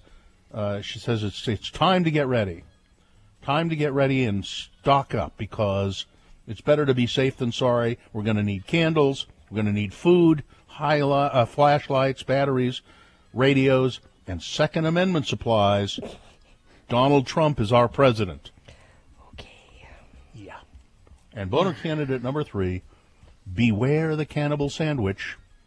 Wisconsin Department of Health warning against eating the cannibal sandwich, a traditional holiday dish in the state. It's essentially raw hamburger with some onions and spices. Sasha won a Diversion Eatery gift card, and the winner, boner candidate number 2, start stocking up on your Second Amendment supplies. All right. That's your winner of round 2. It goes forward to boner fights. Might be boner of the day. We'll find out at 9:20 when you will decide between the winner of round 1 and round 2, who is boner of the day with boner fights. All right. Utah Word brought to you by. Brought to you by, make sure your furnace is ready for winter. Scott Hale offering a furnace tune-up for just $39. Call Scott Hale, 801-264-HALE.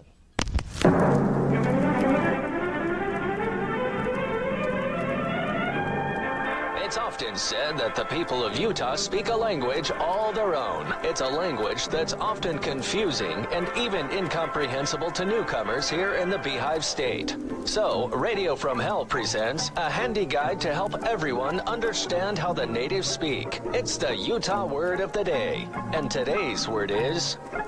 Well, it's not a single word, but today we examine the misplaced or phantom letter T in the pronunciation of certain Utah words. There are many times when Utahns place T in words that don't have it, need it, or want it. Here's LeVar and LeGrand, who will allow us to hear just how Utah dialect employs this unusual way of pronouncing certain words. Hey there, LeVar. I just drove by your home. Well, yesterday I did. And I was muchly impressed with all the holiday decorating you and your family have done. You must have had at least 20 Santa Clauses scattered around your yard. 28 Santas, to be precise. Ugh. But you're right. I'm afraid I may have overdid it with them Santies this year. What do you think? Well, there sure is a gaggle of them, but I think all them Santas just makes the whole display really fancy. And then them reindeer are pretty festive, too. Let's see, you got Dasher. No. What? I couldn't get him. Oh. I got Dancer, though, and Prancer, and Donder also. But I didn't have room for no more of them. I think it looks pretty nice, though. I mean... Where did you find them light-up snowflakes you got there in your yard, the big ones? I've not seen them available for many a year now. Oh, I know. They kind of went out of fashion, and they stopped carrying them down to the Lowe's and the Home Depot. But I was able to borrow some from Tom Nilsson. He ain't decorating this year. He ain't decorating? What, he turned into some old Christmas Grinch like Jim Henson did a few years back? Remember, he just changed all of a sudden one year. He started hating Christmas. I mean, he was kind of a handsome fella, but then he grew out his beard and hair, and he became kind of a crazy person. Oh, I remember. He looked weird, too, didn't he? Kind of reminded me of Charles Manson. No, Tom didn't do that. He got sick a couple of months back. Can't do no decorating. Don't have the strength this year. Sick? Oh, that is too bad. What's wrong with him? Well, no one has said for sure. Family's keeping it pretty quiet, but, he smoked all them years. Oh, no, don't tell me. Yep, sorry to say, Tom's got lung cancer. Oh, that's terrible. If you're going to get some type of cancer, that is not the type of cancer you want to get. No, that's for sure. But I'm happy I got to use his decorations.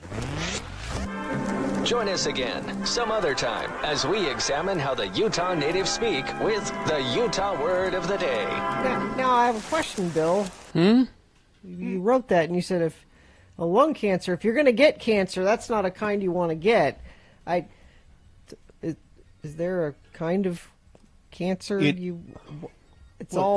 Gina, there are some forms of cancer which are much more virulent than others. I have cancer on my face. I get little bits of skin cancer. Not very dangerous.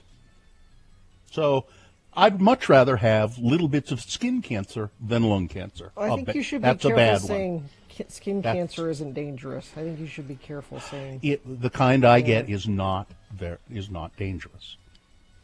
There are skin cancer. If you want to go into it, we can. I would like to say all cancer is bad cancer. There are degrees of badness, however, in the cancer world. You're also talking about two idiots who are saying these things. Oh, okay. So Gina and Bill. No. Oh, you mean LeVar and LeGrand? Yes. Okay, I see. All right. Let's see. Traffic, Gina, please.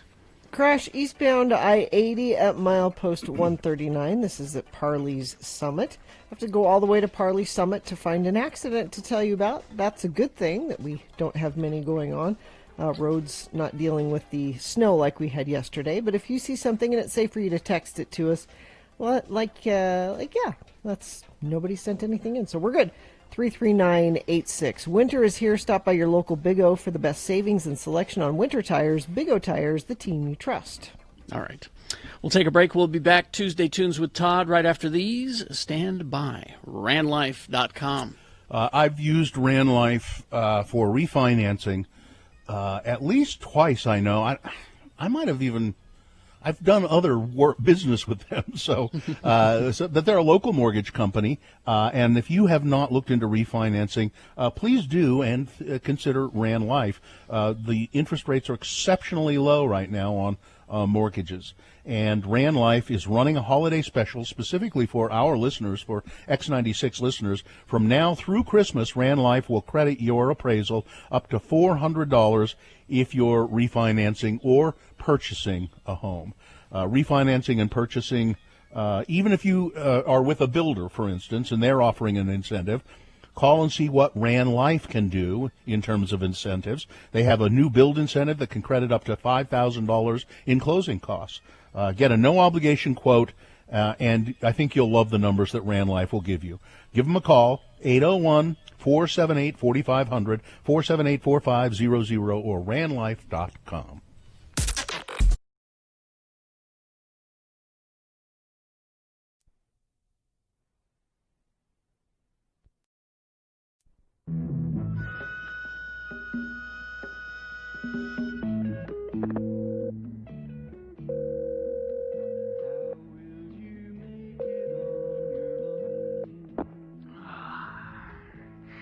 Hello? Carrie? Yeah. It's Bill. I don't think I can make it into work this morning. Bill, it's 2 a.m. What the hell's the problem? Wait a minute. You're not staying up all night watching Mary Tyler Moore on Nick at Night again, are you? Yeah.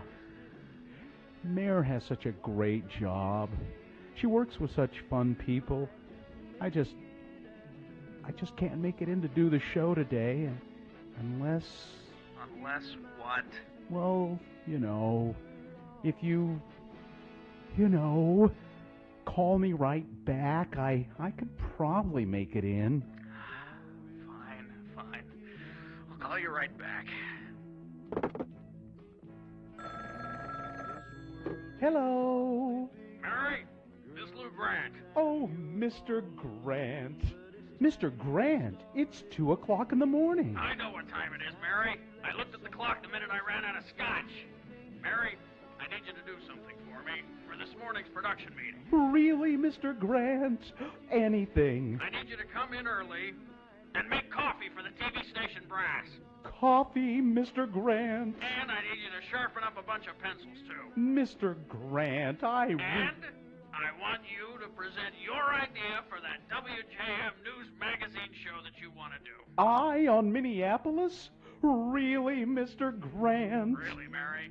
And I'm going to tell the station owner that Mary Richards is the best associate news producer I've ever worked with. Oh, Mr. Grant. So I'll see you at the station bright and early, Mary? Yes. Good night, Mary. Goodbye, Mr. Grant.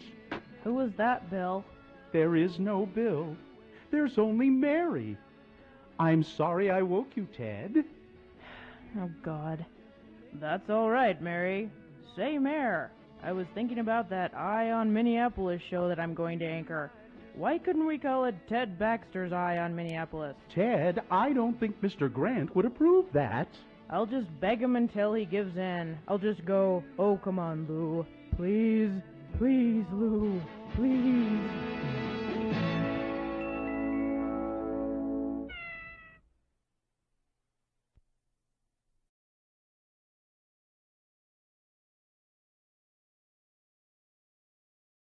Let's go to, did you say Jennifer, Katie? Is that who that is? Jeffrey, sorry. Hi, Jeffrey. Hello. What's up with you today? So I just was rather interested with saying it was Hobbit Day, and it's like September 23rd. Oh, yeah, that is Bilbo and Frodo's birthday, isn't it? But the calendar is wrong. The Shire calendar is actually off by a few weeks from us, if you actually go into that. I had no idea, The but thank Shire you. calendar. Yeah. Actually. Yeah. Shire calendar. And I made a point of looking into this simply because I got into a habit of reading Hobbit and Lord of the Rings every year on what would be the anniversary of when Bilbo takes his adventure to the Lonely Mountain. And when is that? I want to say that would be April 25th Shire calendar, which is, I believe, something closer to April 15th. Can I ask you, Jeffrey, do you have a girlfriend or a wife? I do have a wife, actually. Really? We've been Her married name is a little over Galadriel. 5 years, and we got together as a result of board game night. That's That not makes surprising. That's not surprising. I'm glad you have each other. Well, Jeffrey, thanks for being a friend of the program. It's wonderful to hear from you, and thanks for enlightening us about the Shire calendar. Thank you very much. We'll see you later. It's nice to have Jeffrey out there to get us that information. That is handy. Yeah. All right. Okay.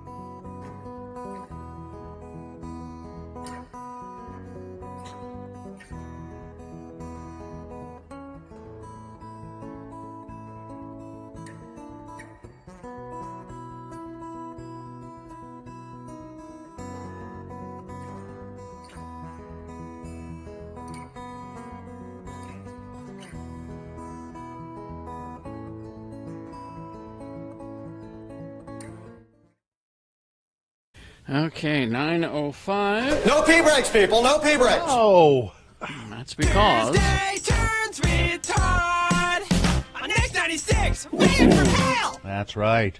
Todd Newcomb is here.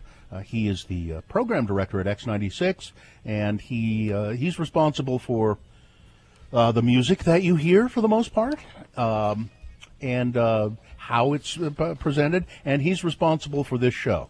So if anything goes bad or wrong, or you're offended in the slightest, you talk to Todd. Don't talk to us. It's all him. Todd Newcomb. Hi, Todd. How are you? That's right. Send your hate mail to me, and I'll just say, sounds great. Thanks for listening. Good. That's why we have a great working relationship with Todd. Todd, I've been enjoying you being at home during the pandemic because all of your social media posts usually involve your pets in Yes. some form or another, and I like that.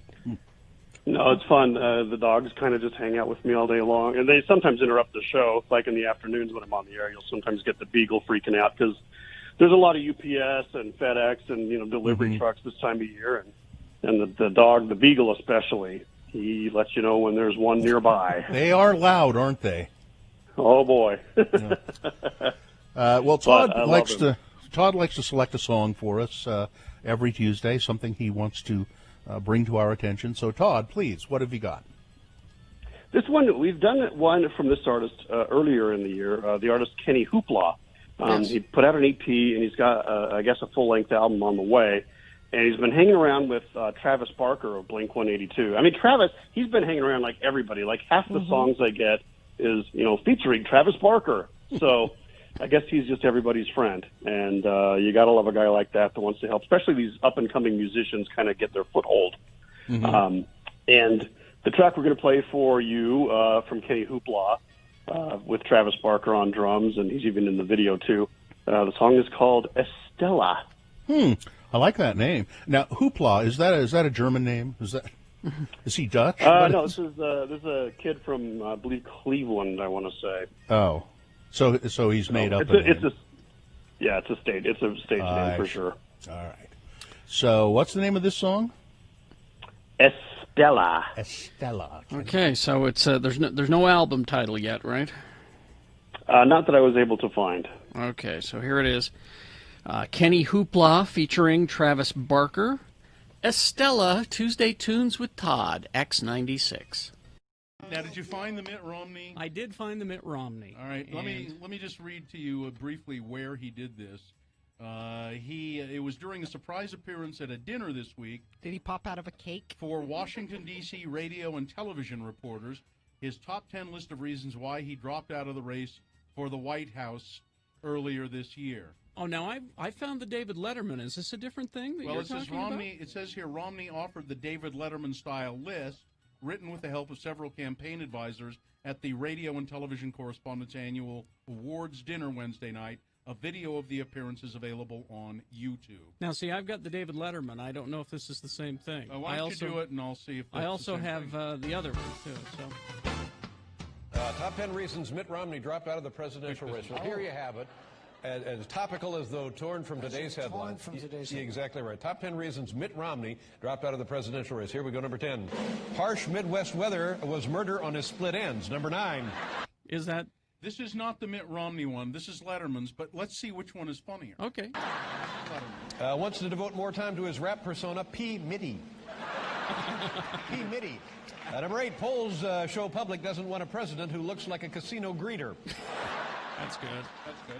Number 7, just couldn't compete with the Ron Paul juggernaut. Number 6. That's funny. Unveiling a new line of honey-roasted Rom Nuts. What? What? What? Honey roasted Rom Nuts. Honey-roasted Rom Nuts. I don't know what's the matter with the guy.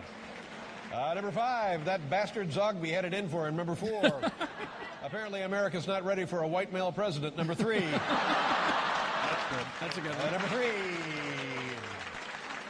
No, number 3, a writer suffering from Mitt withdrawal. Number 2, there was that little problem of nobody voting for him. And the number 1 reason Mitt Romney dropped out of the presidential race, lost all of his money betting on the Patriots. There you go. We're Todd, really knee deep in the hoopla with that one. Todd, explain to us from a programming standpoint, because the average radio song is 2.5, 3.5 minutes, somewhere in there. 3.5 minutes, yeah. What? Is anyone going to play this song if it's only a minute long? How does that work into the programming of a radio station? I mean, this one's just like 2 minutes, pretty much. I believe, it's like 2:04. I want to say. You just play them. I mean, when we started to get all these punk rock songs into the '90s, and then when your Fall Out Boy and Panic stuff started to show up, the length of songs has become shorter. I think overall. Now it feels like 3 minutes is kind of a sweet spot for anything that shows up now. Well, our old boss, Tom Greenlee, used to say, there's no good rock and roll song that's over 2.5 minutes long. 2 minutes, 30 seconds, that's as much as you get for a perfect rock and roll song. So. Well, with the exception of How Soon Is Now by the Smiths, you got to have all glorious 6 minutes of that one. All right, that's Kenny Hoopla. Kenny Hoopla with Travis Barker. Estella is the name of the song. It's sad that this year is such a bummer because up and coming artists like this that I'm very into and very curious about. Normally they'd be coming through and playing a little club show. And we'd have been able to say, well, come on over to the station. We'll do a little acoustic set. We'll get to say hi and get to know you, get to meet the artist and all that. But we'll do that next year, I guess. I hope so. I hope so. I think we will. All right. Thank you very much, Kenny Hoopla with Travis Barker. Estella is the song. Thank you, Todd, for bringing this to this feature called Tuesday Turns with Todd on X96. Ran from hell. All right. We'll see you at the meeting later, Todd. Thank you. Oh, I can't wait. All right, so we will take a break. We'll be back. Boner Fight, determining who Boner of the Day is on the way.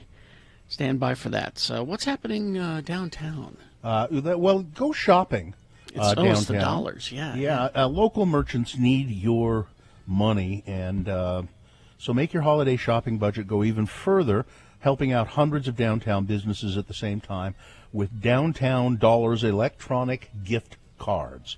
Now, here's how it works.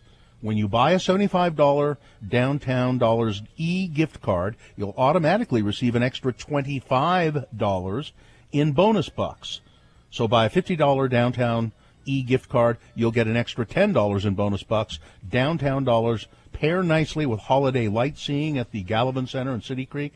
To redeem your bucks, simply show the e-gift card code that gets texted to you, and then you can use it at downtown businesses for shopping. It's that simple. Head over to the downtownslc.org/dollars to purchase your Downtown Dollars.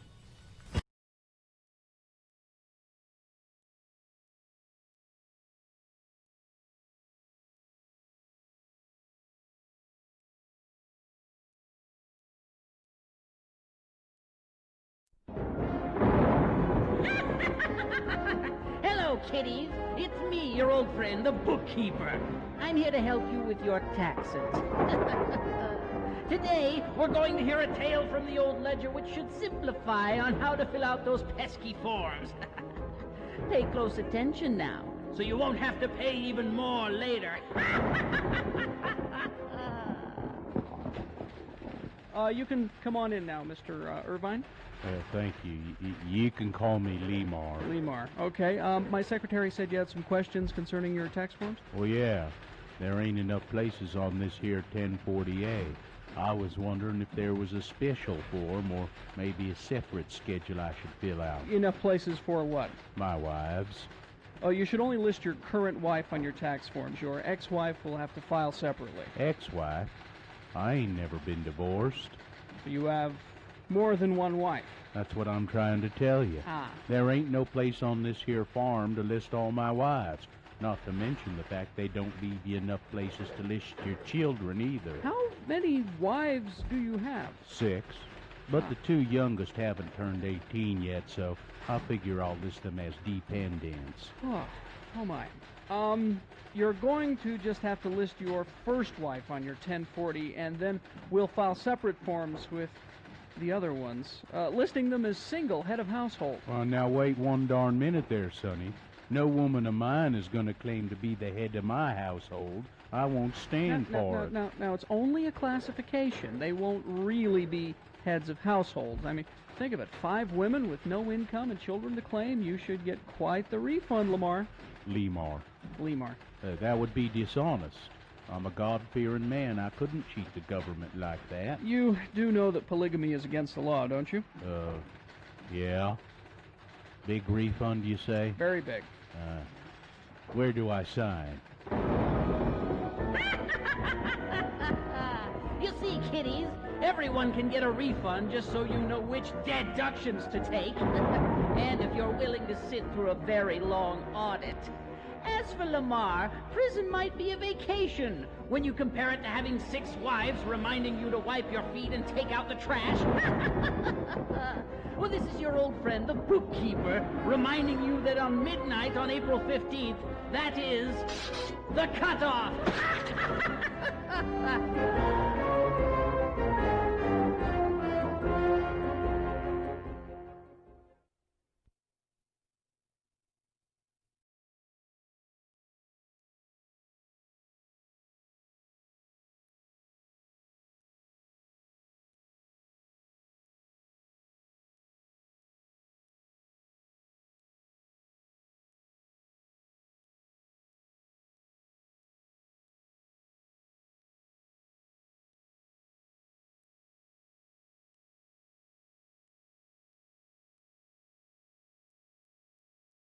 How did you woo, or how were you wooed by your current spouse?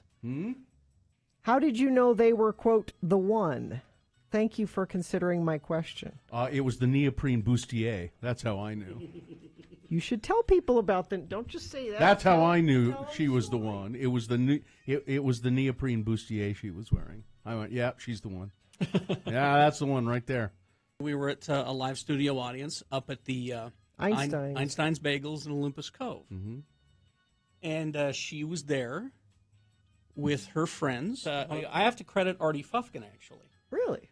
Because I sat there, and Artie overheard me, and I was like, yeah, I want to go and ask her out, but I just... And what was great is that she just didn't care. She was having none of it. She was tired. She was dragged there by her friends. She didn't care. And Artie said, well, you know what you do. You pass her a note. Like in school. Like in school. Yeah. That's immediately what I said. What, like in school? He goes, yeah, pass her a note. And I did pass her the note. This is I know this is weird, but, if you wouldn't mind, get coffee later. Check this box, yes or no? She still has the note. Really? Yeah. And it kind of went from there.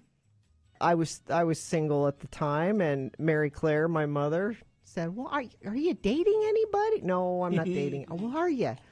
Are you talking to anybody? And I said, well, I've kind of been emailing with this guy from college. For a year. And she said, Joe Jones? She totally plucked his name out of the air, and I said, how did you know? And she said, because he was the best-looking guy you went to school with.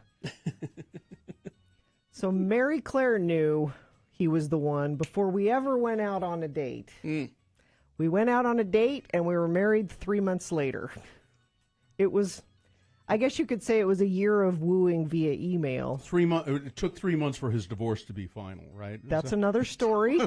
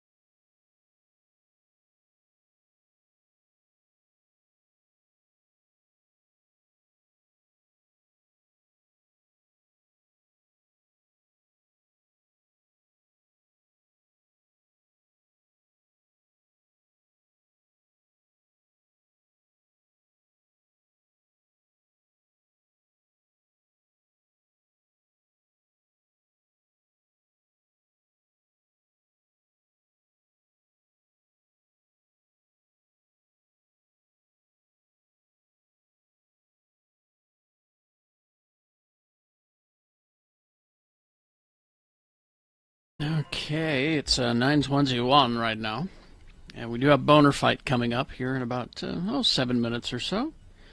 So stand by for that. Before that, a reasonable amount of news brought to you by Young Mazda leased the new 2021 Mazda CX-5 Sport all-wheel drive for only $245 per month. See their selection at youngmazdautah.com. Young Mazda, think young, drive young, offer OAC. An Ontario woman, fed up with package thieves, said that she left a box of poop on her front porch, cat poop specifically, and it was stolen within 40 minutes. Wow. Lori Pringle of Hamilton, Ontario, said that she had several packages disappear from her front porch during the past 3 years, so she decided to set out a bait package filled with cat poop. Serves you right. I live on a very busy downtown street. My front door pretty much opens out onto the sidewalk. I've had a number of packages stolen in the past 3 years that I've lived here, Pringle said. As a result, I have a very clear label for all of my Amazon packages indicating that they should probably ring my video doorbell. A couple of the couriers that Amazon uses almost never read the label. So that results in my packages being stolen fairly often, she said. Pringle said that a box of poop was stolen within 40 minutes with being placed and set outside. Wow, that's pretty quick. The homeowner said you'd think poop would last for a while longer than that, but no, somebody really wanted that poop. Apparently, the theft was captured on video. A neighbor identified the culprit as the same person who had recently swiped a package from their porch, and so hopefully they'll get the cat poop back because. Well, no, that's what I would be worried about is the people would be mad and they'd come back and throw it at your house or something. Oh, you mean they're not trying to get it back? I thought she was worried that her cat poop had been stolen. No, I don't think she's I see. Well, that's the perfect lead into Donald Trump is launching a last-minute attack on Social Security with a rule aiming to restrict disability benefits. Just weeks away from relinquishing power to President-elect Joe Biden, the Trump administration is quietly launching a last-minute assault on Social Security by rushing ahead with a rule that, if implemented, could deny critical benefits to hundreds of thousands of people with disabilities.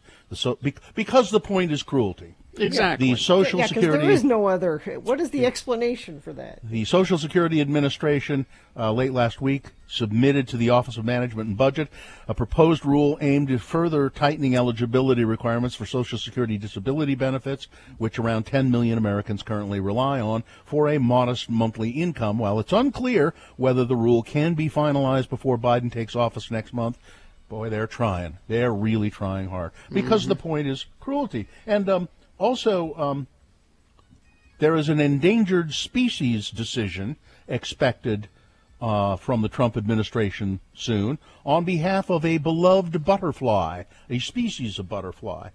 It's not one single butterfly that everybody loves. It's Milton the butterfly, and people adore him. No, Don't they only live like 2 days or something? It's the monarch butterflies. The mighty monarch will live forever. So the Trump administration officials are expected to say this week whether the monarch butterfly should receive federal designation as a threatened species. Stepped up use of farm herbicides, climate change, and destruction of milkweed plants on which the monarch butterflies depend have caused a massive decline of the beautiful orange and black butterfly, a beloved species of butterfly, if you will, which long have flitted over meadows and gardens and wetlands across the United States. So there's a decision going to come down from the Trump administration to see whether this butterfly deserves protective status or not. I'm guessing that they're going to say no, because we need to be asses to people with Social Security, disabled people who need Social Security, and we need to be asses to monarch butterflies, too, because anything that is of good report or beauty in this world, we are against. No, he wants to burn the place down on his way out so that they can blame Biden for everything. That's that butterfly. Because he knows people have short, memories about stuff like this. It'll be, Biden screwed up the Social Security. No, that was before your boy left. Sorry. It is official again. The Electoral College has affirmed that yes, for the 50th time, Joe Biden is president-elect. How much? Okay? How many more times do we have to say it? A couple more. More, and then when the Proud Boys come marching down the street, you better say it even louder. Biden spoke about the power of democracy yesterday in counter to Trump's attempts to overturn results. He has been pretty careful since the election to not mention Donald Trump, really, to not make it seem as though he considers him a thing at all. But yesterday in his speech, he said, Donald Trump has been trying to subvert democracy, and he's not gotten away with it, and he won't get away with it. The Proud Boys sparked clashes during a pro-Trump rally in Washington, D.C., and witnesses said there was violence, and witnesses said instigated by Proud Boys every time. Everyone. Well, that's terrorism. Isn't that domestic terror? We need to charge them with property destruction. No, the Southern Poverty Law Center recognizes them as a terrorist group. Yeah. Dixie State University trustees have recommended removing the word Dixie from the school's name. Do you remember they were talking about this years ago when we were doing our college tour down there? Yeah. There was talk of that. Well, and they did do away with the mascot, the Rebels. Yes. And now they're talking about just getting rid of the of that Dixie name altogether. I don't know what the harm is having a school named after a paper cup. I'm just not. Doesn't bother me in the slightest. Well, the locals don't have a problem with the mascot. It's the people in the school who are like, we're trying to market our school to people who would come here and play football or teach, and it's really off-putting. Yeah, it's hard to say, no, not that kind of Dixie. It's a different... It's not that kind of Dixie. It's that kind of Dixie. You know, the kind that it's not, but it is. Mm-hmm. Yeah. All right. It's Boner Fight with Radio from Hell on X96. Look away, Dixieland. Here's the winner from round one going up against the winner from round two. These were the strongest candidates of the 6 boner candidates that were presented this morning. These 2 came away victorious. Now they're going to square off which one will come forth as the victor of Boner Fight. Number 1 from the 7 o'clock hour. Listen, he's going to go one way or another, okay? That's what Alec Jones said at a pro-Trump march about Joe Biden. He's going to be removed from office, and it'll happen one way or another. You mark my words. That seems like a threat. Yeah. That's going up against boner candidate number 2. Start stocking up your Second Amendment supplies. This also seems like a threat. This is a Newsmax White House correspondent saying it's time to get your Second Amendment supplies ready for 2020. You need your candles, you need your food storage, you need your flashlights, you need and you need your guns and ammo, is essentially what this person is saying. Mm-hmm. That's boner candidate number 2. All right, there you go. You've got to decide of these 2 candidates which one is the worst, which one should be boner of the day for today. 1 or 2. Remember your candidate number, the one that you think should win. Put that candidate, that single digit, that's all we need, in the message of a text. And then text that to 33986. Pretty easy. Computer counts it up. Boom.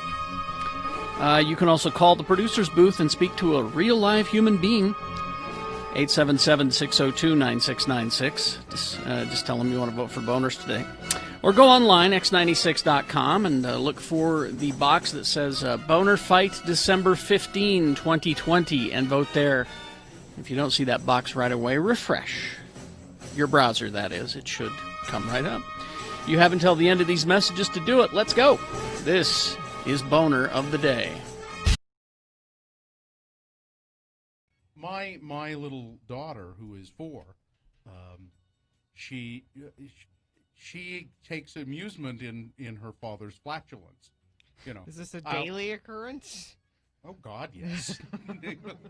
You know, and I use the dumb old dad jokes of, you know, it's a farting, or it's a barking spider. Barking spider. And she'll always go, it's not a barking spider, Dad. That's a fawting spider. My dad always said it was a buck snort. Or sometimes I'll say, that bear's been following us around, or did somebody step on a duck? Yeah. Is the other one. Hear that? Buck snort. Yeah. She likes the duck one too. But she also is occasionally flatulent. And I was lying on her bed with her, reading her a story, as I do fairly often, before she went to bed, and she just ripped. She ripped a good one, huh? Just ripped one. Daddy's little girl. Yeah. And I said, like us. I learned it from watching you. I said, honey, that was... Did you high five her? High five! That was a loud one. And she said, it sounded like a door closing. She means like the creak of the door? And I said, it did kind of. And she said, a door with rusty hinges. Ouch! I just thought she's creative. I thought that was the best. So our children are learning from you. So now it's just, Hey, did somebody close a door with rusty hinges? Somebody oil those hinges. I don't. I just thought that was the best. A door. Get with some a 3-in-1 rusty oil on those hinges. So that was it. It's just one of those kids say the darndest They things. sure do. you know.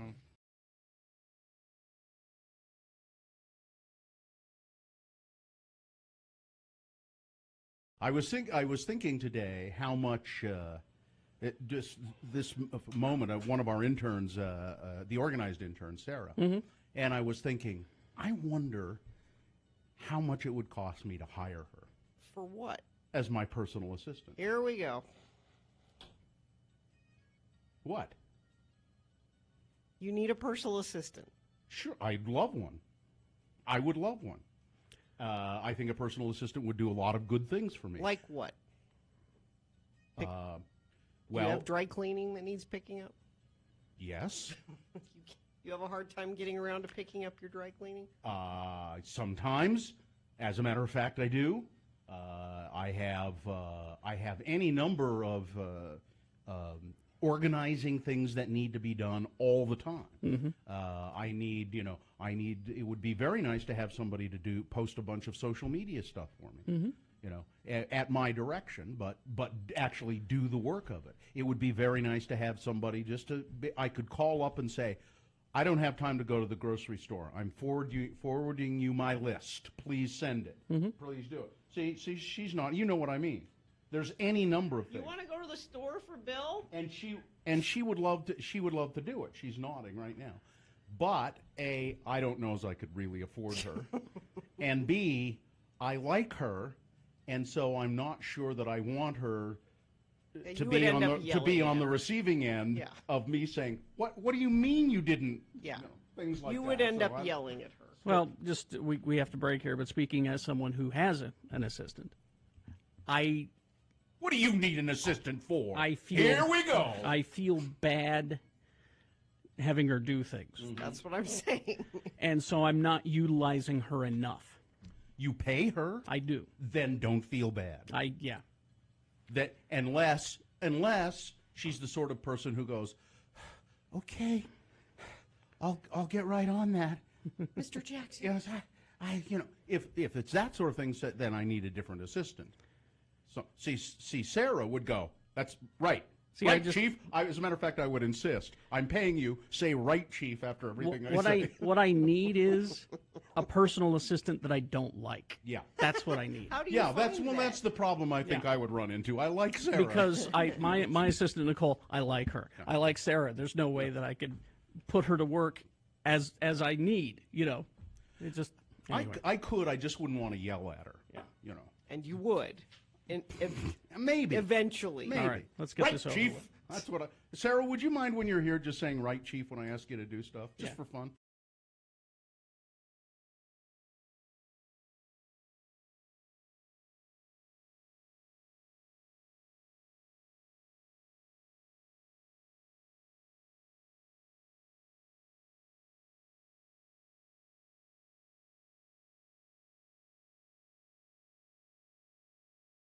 Crater. Spell it with me now. Crater, C-R-A-T-E-R. And now we'll use it in some dialogue featuring that quintessential Utahn LeGrand R. Dunn and his son, LeGrand R. Dunn II, or LeGrand Jr., as the family calls him. Let's join them now as they stand in the line to see Santa Claus at the mall. Now you remember, Junior, tell Santy nice and loud what you want for Christmas. Okay. But only ask for them inexpensive gifts that we already discussed betwixt the two of us. I'm afraid of Santa Claus, Dad. He won't hurt me, will he? Oh, no, of course not. As long as you don't ask him for them expensive gifts. Okay. You see that little boy over there with the broken arm? Yeah. He asked Sandy for one of them fancy video game thingers. Sandy has a lot of work to do at Christmas time, and he can get a little bit testy. Well, how come Santa Claus gives us presents at Christmas time? I mean, Christmas is his birthday, not ours. We should give Santa Claus presents. What? You think Christmas is Sandy Claus's birthday? Yeah. Oh, Lord, I knew I shouldn't have let you go to public school. I knew I should have kept up with that John and Vicky Singer home study plan. Christmas is not Sandy's birthday. Well, whose birthday is it then? Christmas is the birthday of Jesus Christ, our Savior. And Jesus is the Son of God, the creator of the universe and the creator of everybody and everything that's in it. Everybody? I mean, did God create Batman? Yes. And Barney? Yes. And Coral Malone? And you and me and Mommy and even Santa Claus? He is the creator of all things. So I guess if God and Santa Claus got in a fight, God would win then. That's it. We are getting out of this line and we're going over to Temple Square right now. You have got some learning to do. Yeah.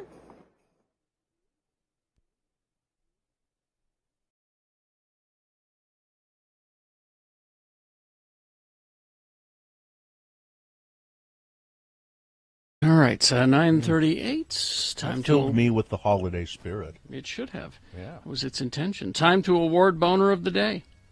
And it's brought to you in part by a delicious tofu stir-fry, cashew tofu, great on rice, blistered pea pods, great thing. Is that a restaurant in San Francisco where you enjoyed that, Bill? I see. Well, that was right here in my home that How- my wife made last night for dinner. But your x96.com/live, your image there would tell me you're in beautiful San Francisco, California. Oh, my background. Well, Yeah. I think people are getting tired of looking at the shambled attic that I do this in. I'm going to put And some beautiful backgrounds. Diversion Eatery offers brunch weekends from 11 to 3. Try the steak and egg poutine with a Bloody Mary or mimosa. It's the best. Open daily for dine-in or takeout, 535 North 3rd West. Check them out at diversioneatery.com. Boner candidate number one was, he's going to go one way or another. Alex Jones at a pro-Trump march saying Joe Biden will be removed from office. Mark my words. He'll be removed from office one way or another. Sounds kind of threatening to me, Alex. Going up against number two. Start stocking up on your Second Amendment supplies. That's according to a journalist, and I guess this journalist works for the Newsmax Corporation, saying, with Joe Biden, remember, Donald Trump is our president. So if Joe Biden gets into office, it'd be a good idea to have supplies, including ammunition and guns. Well, that only got 8 votes. Because everybody, 80 of you, hated Alex Jones so much. Boner candidate number one. Well, he is an old favorite. All right, there you go. That's your Boner of the Day for today, December 15, 2020, now qualified to be Boner of the Week. Let's go to Mike Smith on the phone. Mike with the Rocky Mountain Chevy dealers. Hi, Mike, how are you? Good. How are you guys doing? Thanks for having me on. Hey, you're quite welcome. No, thank you for you and the Chevy dealers, Rocky Mountain Chevy dealers, for all you have been doing over the years with our Road to the Road Home project. Why do you guys think it's important to do this? Well, I think essentially we just feel like we want to be more than just your local car dealership, and we live in a great community. It's our chance to help kind of give back to that. So. And Rocky Mountain Chevy dealers, boy, this is since we came up with the concept of the Road to the Road Home, I think you guys were on board maybe the first year we did it. Oh, yeah. And it's a great opportunity for people who can't make in-kind donations to the Road Home to go to a local Chevy dealership and bring stuff there. We feature, like tomorrow we're going to be at Young Chevrolet in Layton from 6 to 10 with Jake the Elf, and we'll be there virtually.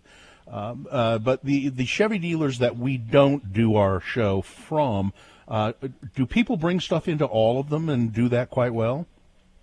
Yeah, they do. And, back to your point, this is, I think, our 8th year we've done this with you guys, and it's been great to be teamed up with you. So, yeah, I also think you came to my store last year, and I had to say, too, that the X96 following has such just a loyal fan base, and it's amazing how many items we get every year when you come to our place. Yeah, that's great. Let's see, was that Doug Smith? Is that where? Doug Smith, yep. Spanish Fork, yeah. Yeah, that was a very good morning, as I recall. That was, yes.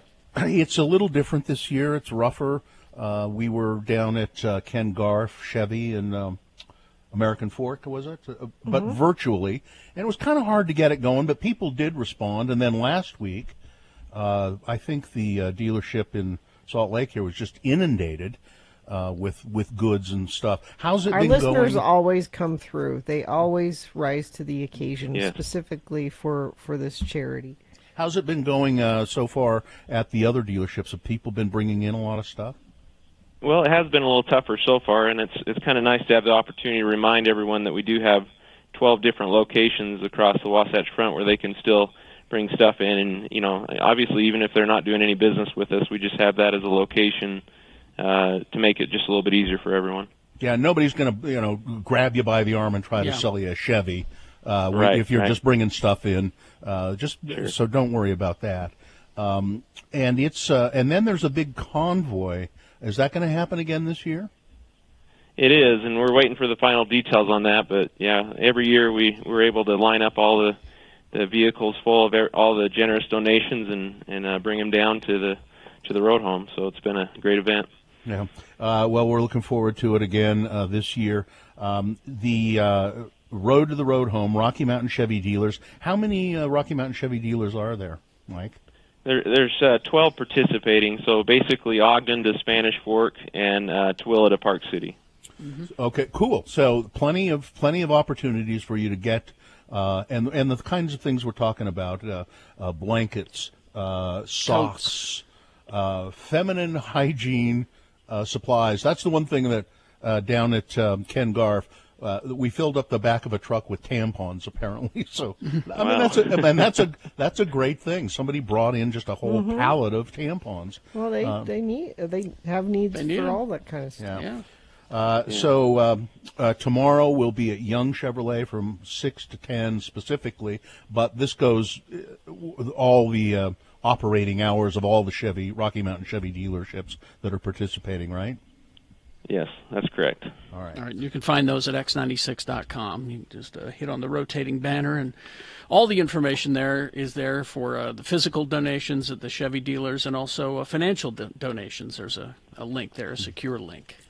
Mike Smith from the Rocky Mountain Chevy dealers. Hopefully next year we can be together in the studio and at the dealerships and shake hands and wish each other happy holidays. But I hope you and your family have a happy holiday and that you stay safe.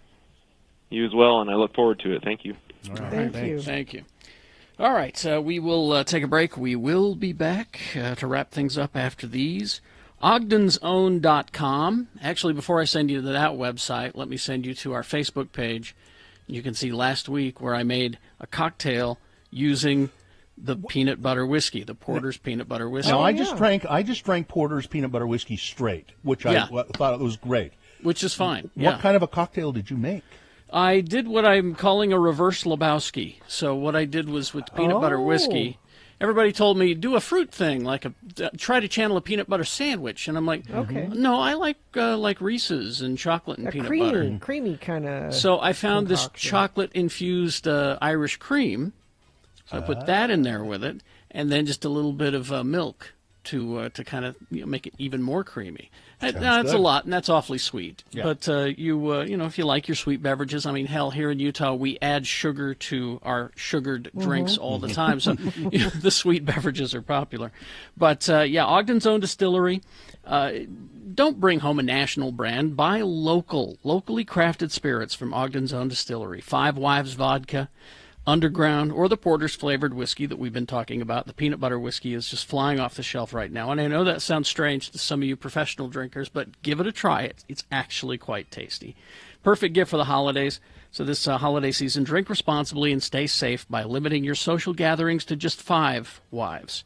And other locally crafted spirits from Ogden's Own Distillery. 5 Wives Vodka on sale and on the shelves at Utah liquor stores.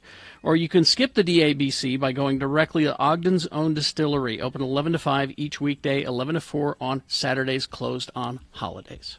I find this on my desk when I come in this morning. This leaves a bad taste in my mouth as well. Well, it says it's a postcard. Greetings from fabulous Moab, Utah. Fabulous. And it's a postcard from the Poison Spider bicycle shop. It's a well-known bicycle shop down in Moab. It's got a giant horrific spider on it, chasing a bicyclist through the red rocks of Oh, I like Moab. that. Looks like one of those old movie posters. Yeah. And then on the back it says Carrie and Bill, and it's written by someone who assigns themselves very disappointed fan. Very disappointed. Disappointed enough to send a postcard. Wow. Somebody who looks like they might have been drunk because it's barely decipherable, scribbled. Carrie and Bill, although you are entertaining, why do you disrespect and bully Gina Barberi on your show? She is the voice of reason. Voice of reason? Did you hear that? You're now the voice of reason. It's my dad's thing. Intelligent and kind. I guess this is kindness. Kindness? Kindness. It's. Yep, I like it when drunk people stick up for me. Yay. You both behave like Jackanapes. Jackanapes, please. misogynistic. Oh, misogynists. Gina should be something. Do you want me to try treated much better as a professional? Thank you, Very- drunk friend of the program. Very disappointed fan. See if that doesn't look like a drunk person wrote it. Or no, you know what? I just changed my mind. It was written by an ancient person, an ancient human being. It's a former Tom Barberi fan who now like Sheena. I am not a crackpot. Oh, I appreciate that. This took effort. Yeah. They had to very old purchase a postcard, buy a stamp. It's a retiree in Moab. Anyone can send an angry email. That takes no effort at all. An angry postcard. This took. It's by someone who doesn't know what email is. They're so old they don't know what email is. I appreciate it. I think you should. It's your old fan in Moab. In Moab, I'll take it. Signed old timer in Moab. Well, you should take it. It's great. Can I keep that? I want to keep that. Yeah. It's Gina's fan mail. Okay. What? She gets it from prison and prison I'll mail. take the fans I can get. And You elderly. go to a show with the fans that you have, Ben not Marsh. the fans that you want. Ben Marsh and the old timer in Moab. I got me a free postcard out of the Poison Spider bicycle shop, and now I'm sending this to those misogynists. Another thing, I am very happy with this. You should be. I will tweet out a picture of my fan. Said, oh, Gina had a couple of glasses of wine and fired off some postcards, huh? That's right. Yeah, how do we know Moab. that? That didn't come from Moab.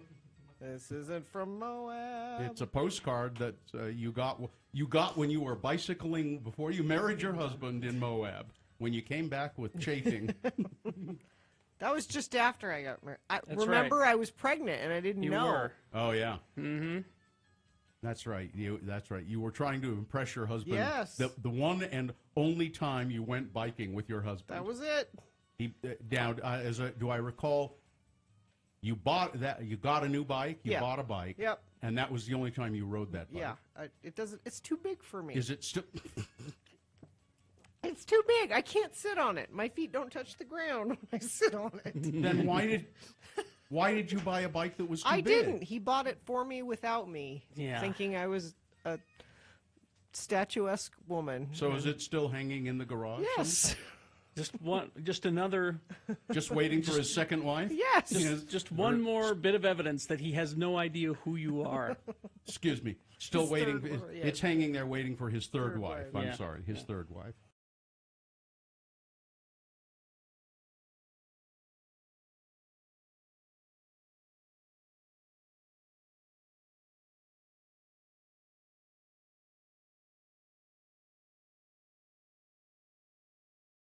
God. God. Spell it with me now. G-O-D. Like you wouldn't know that already. Anyway, we'll use the word God in a bit of conversation between our two Utah buddies, LeVar and LeGrand. The boys are at Lagoon attending LeGrand Ardun's family reunion. Again, the word is God.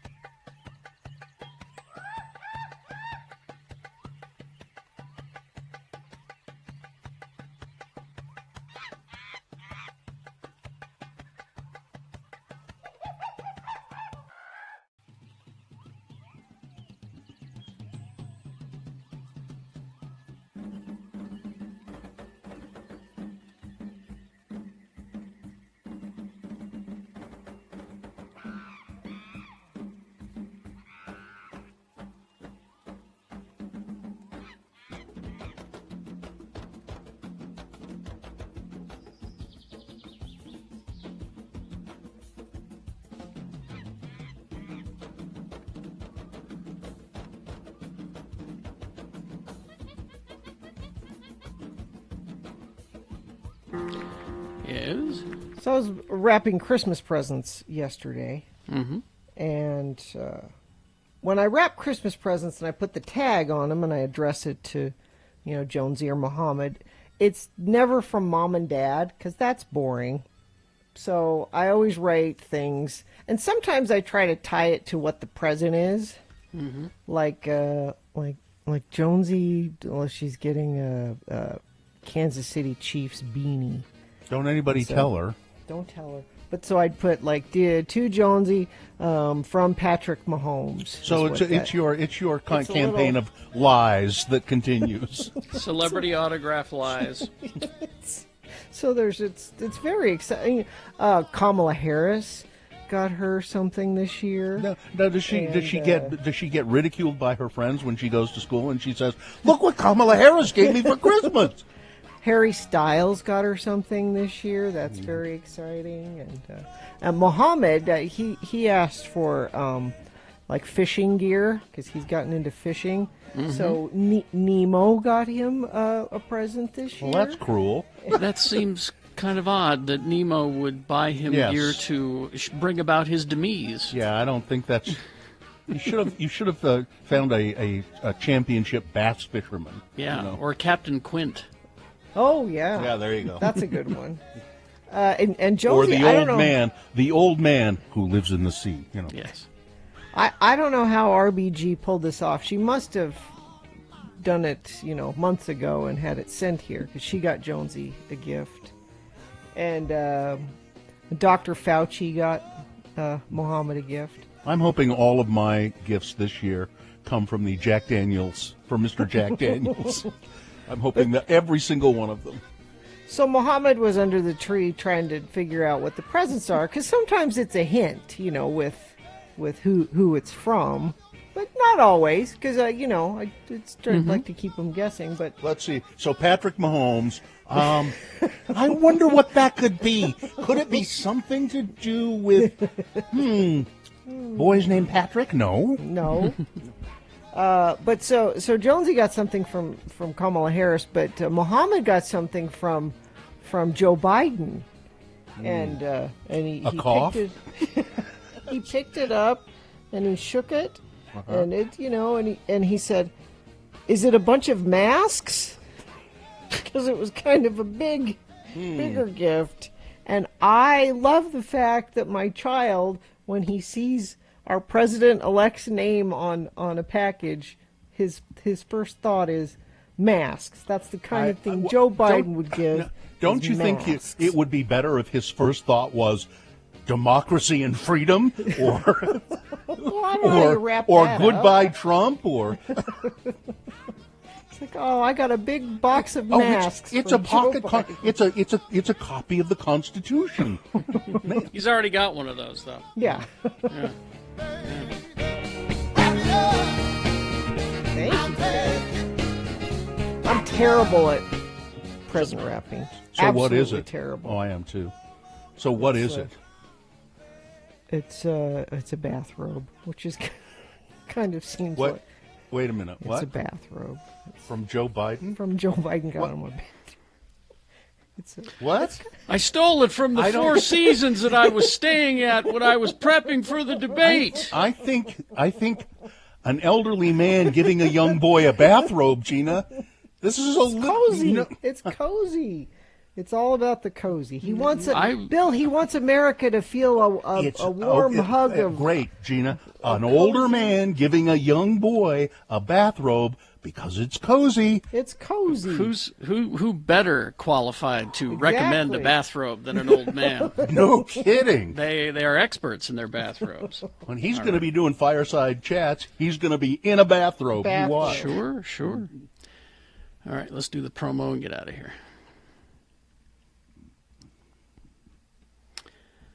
Well, it's been a slightly confusing morning, but everything will be in order for Wednesday's Radio from Hell show. It has? Anyway, we're broadcasting live, virtually, with the power of the magic of Christmas from Young Chevrolet in Layton. So bring in some donations, get a Radio from Hell face mask, and wave hi to us. There'll be a camera set up, and we can thank you for donating.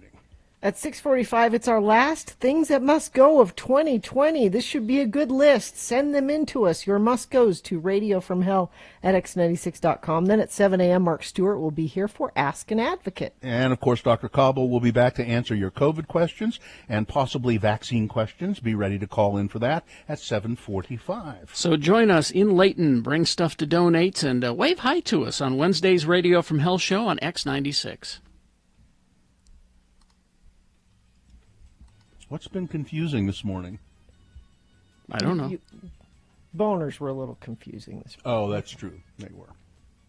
For a moment. Yeah. I just read what's in front of me. Yeah, me too. But I'm Ron Burgundy. All right. Fine job, Katie. Thank you. Live long and prosper, bitches. Don't you know who I am? Don't at me, bro. Corey is next.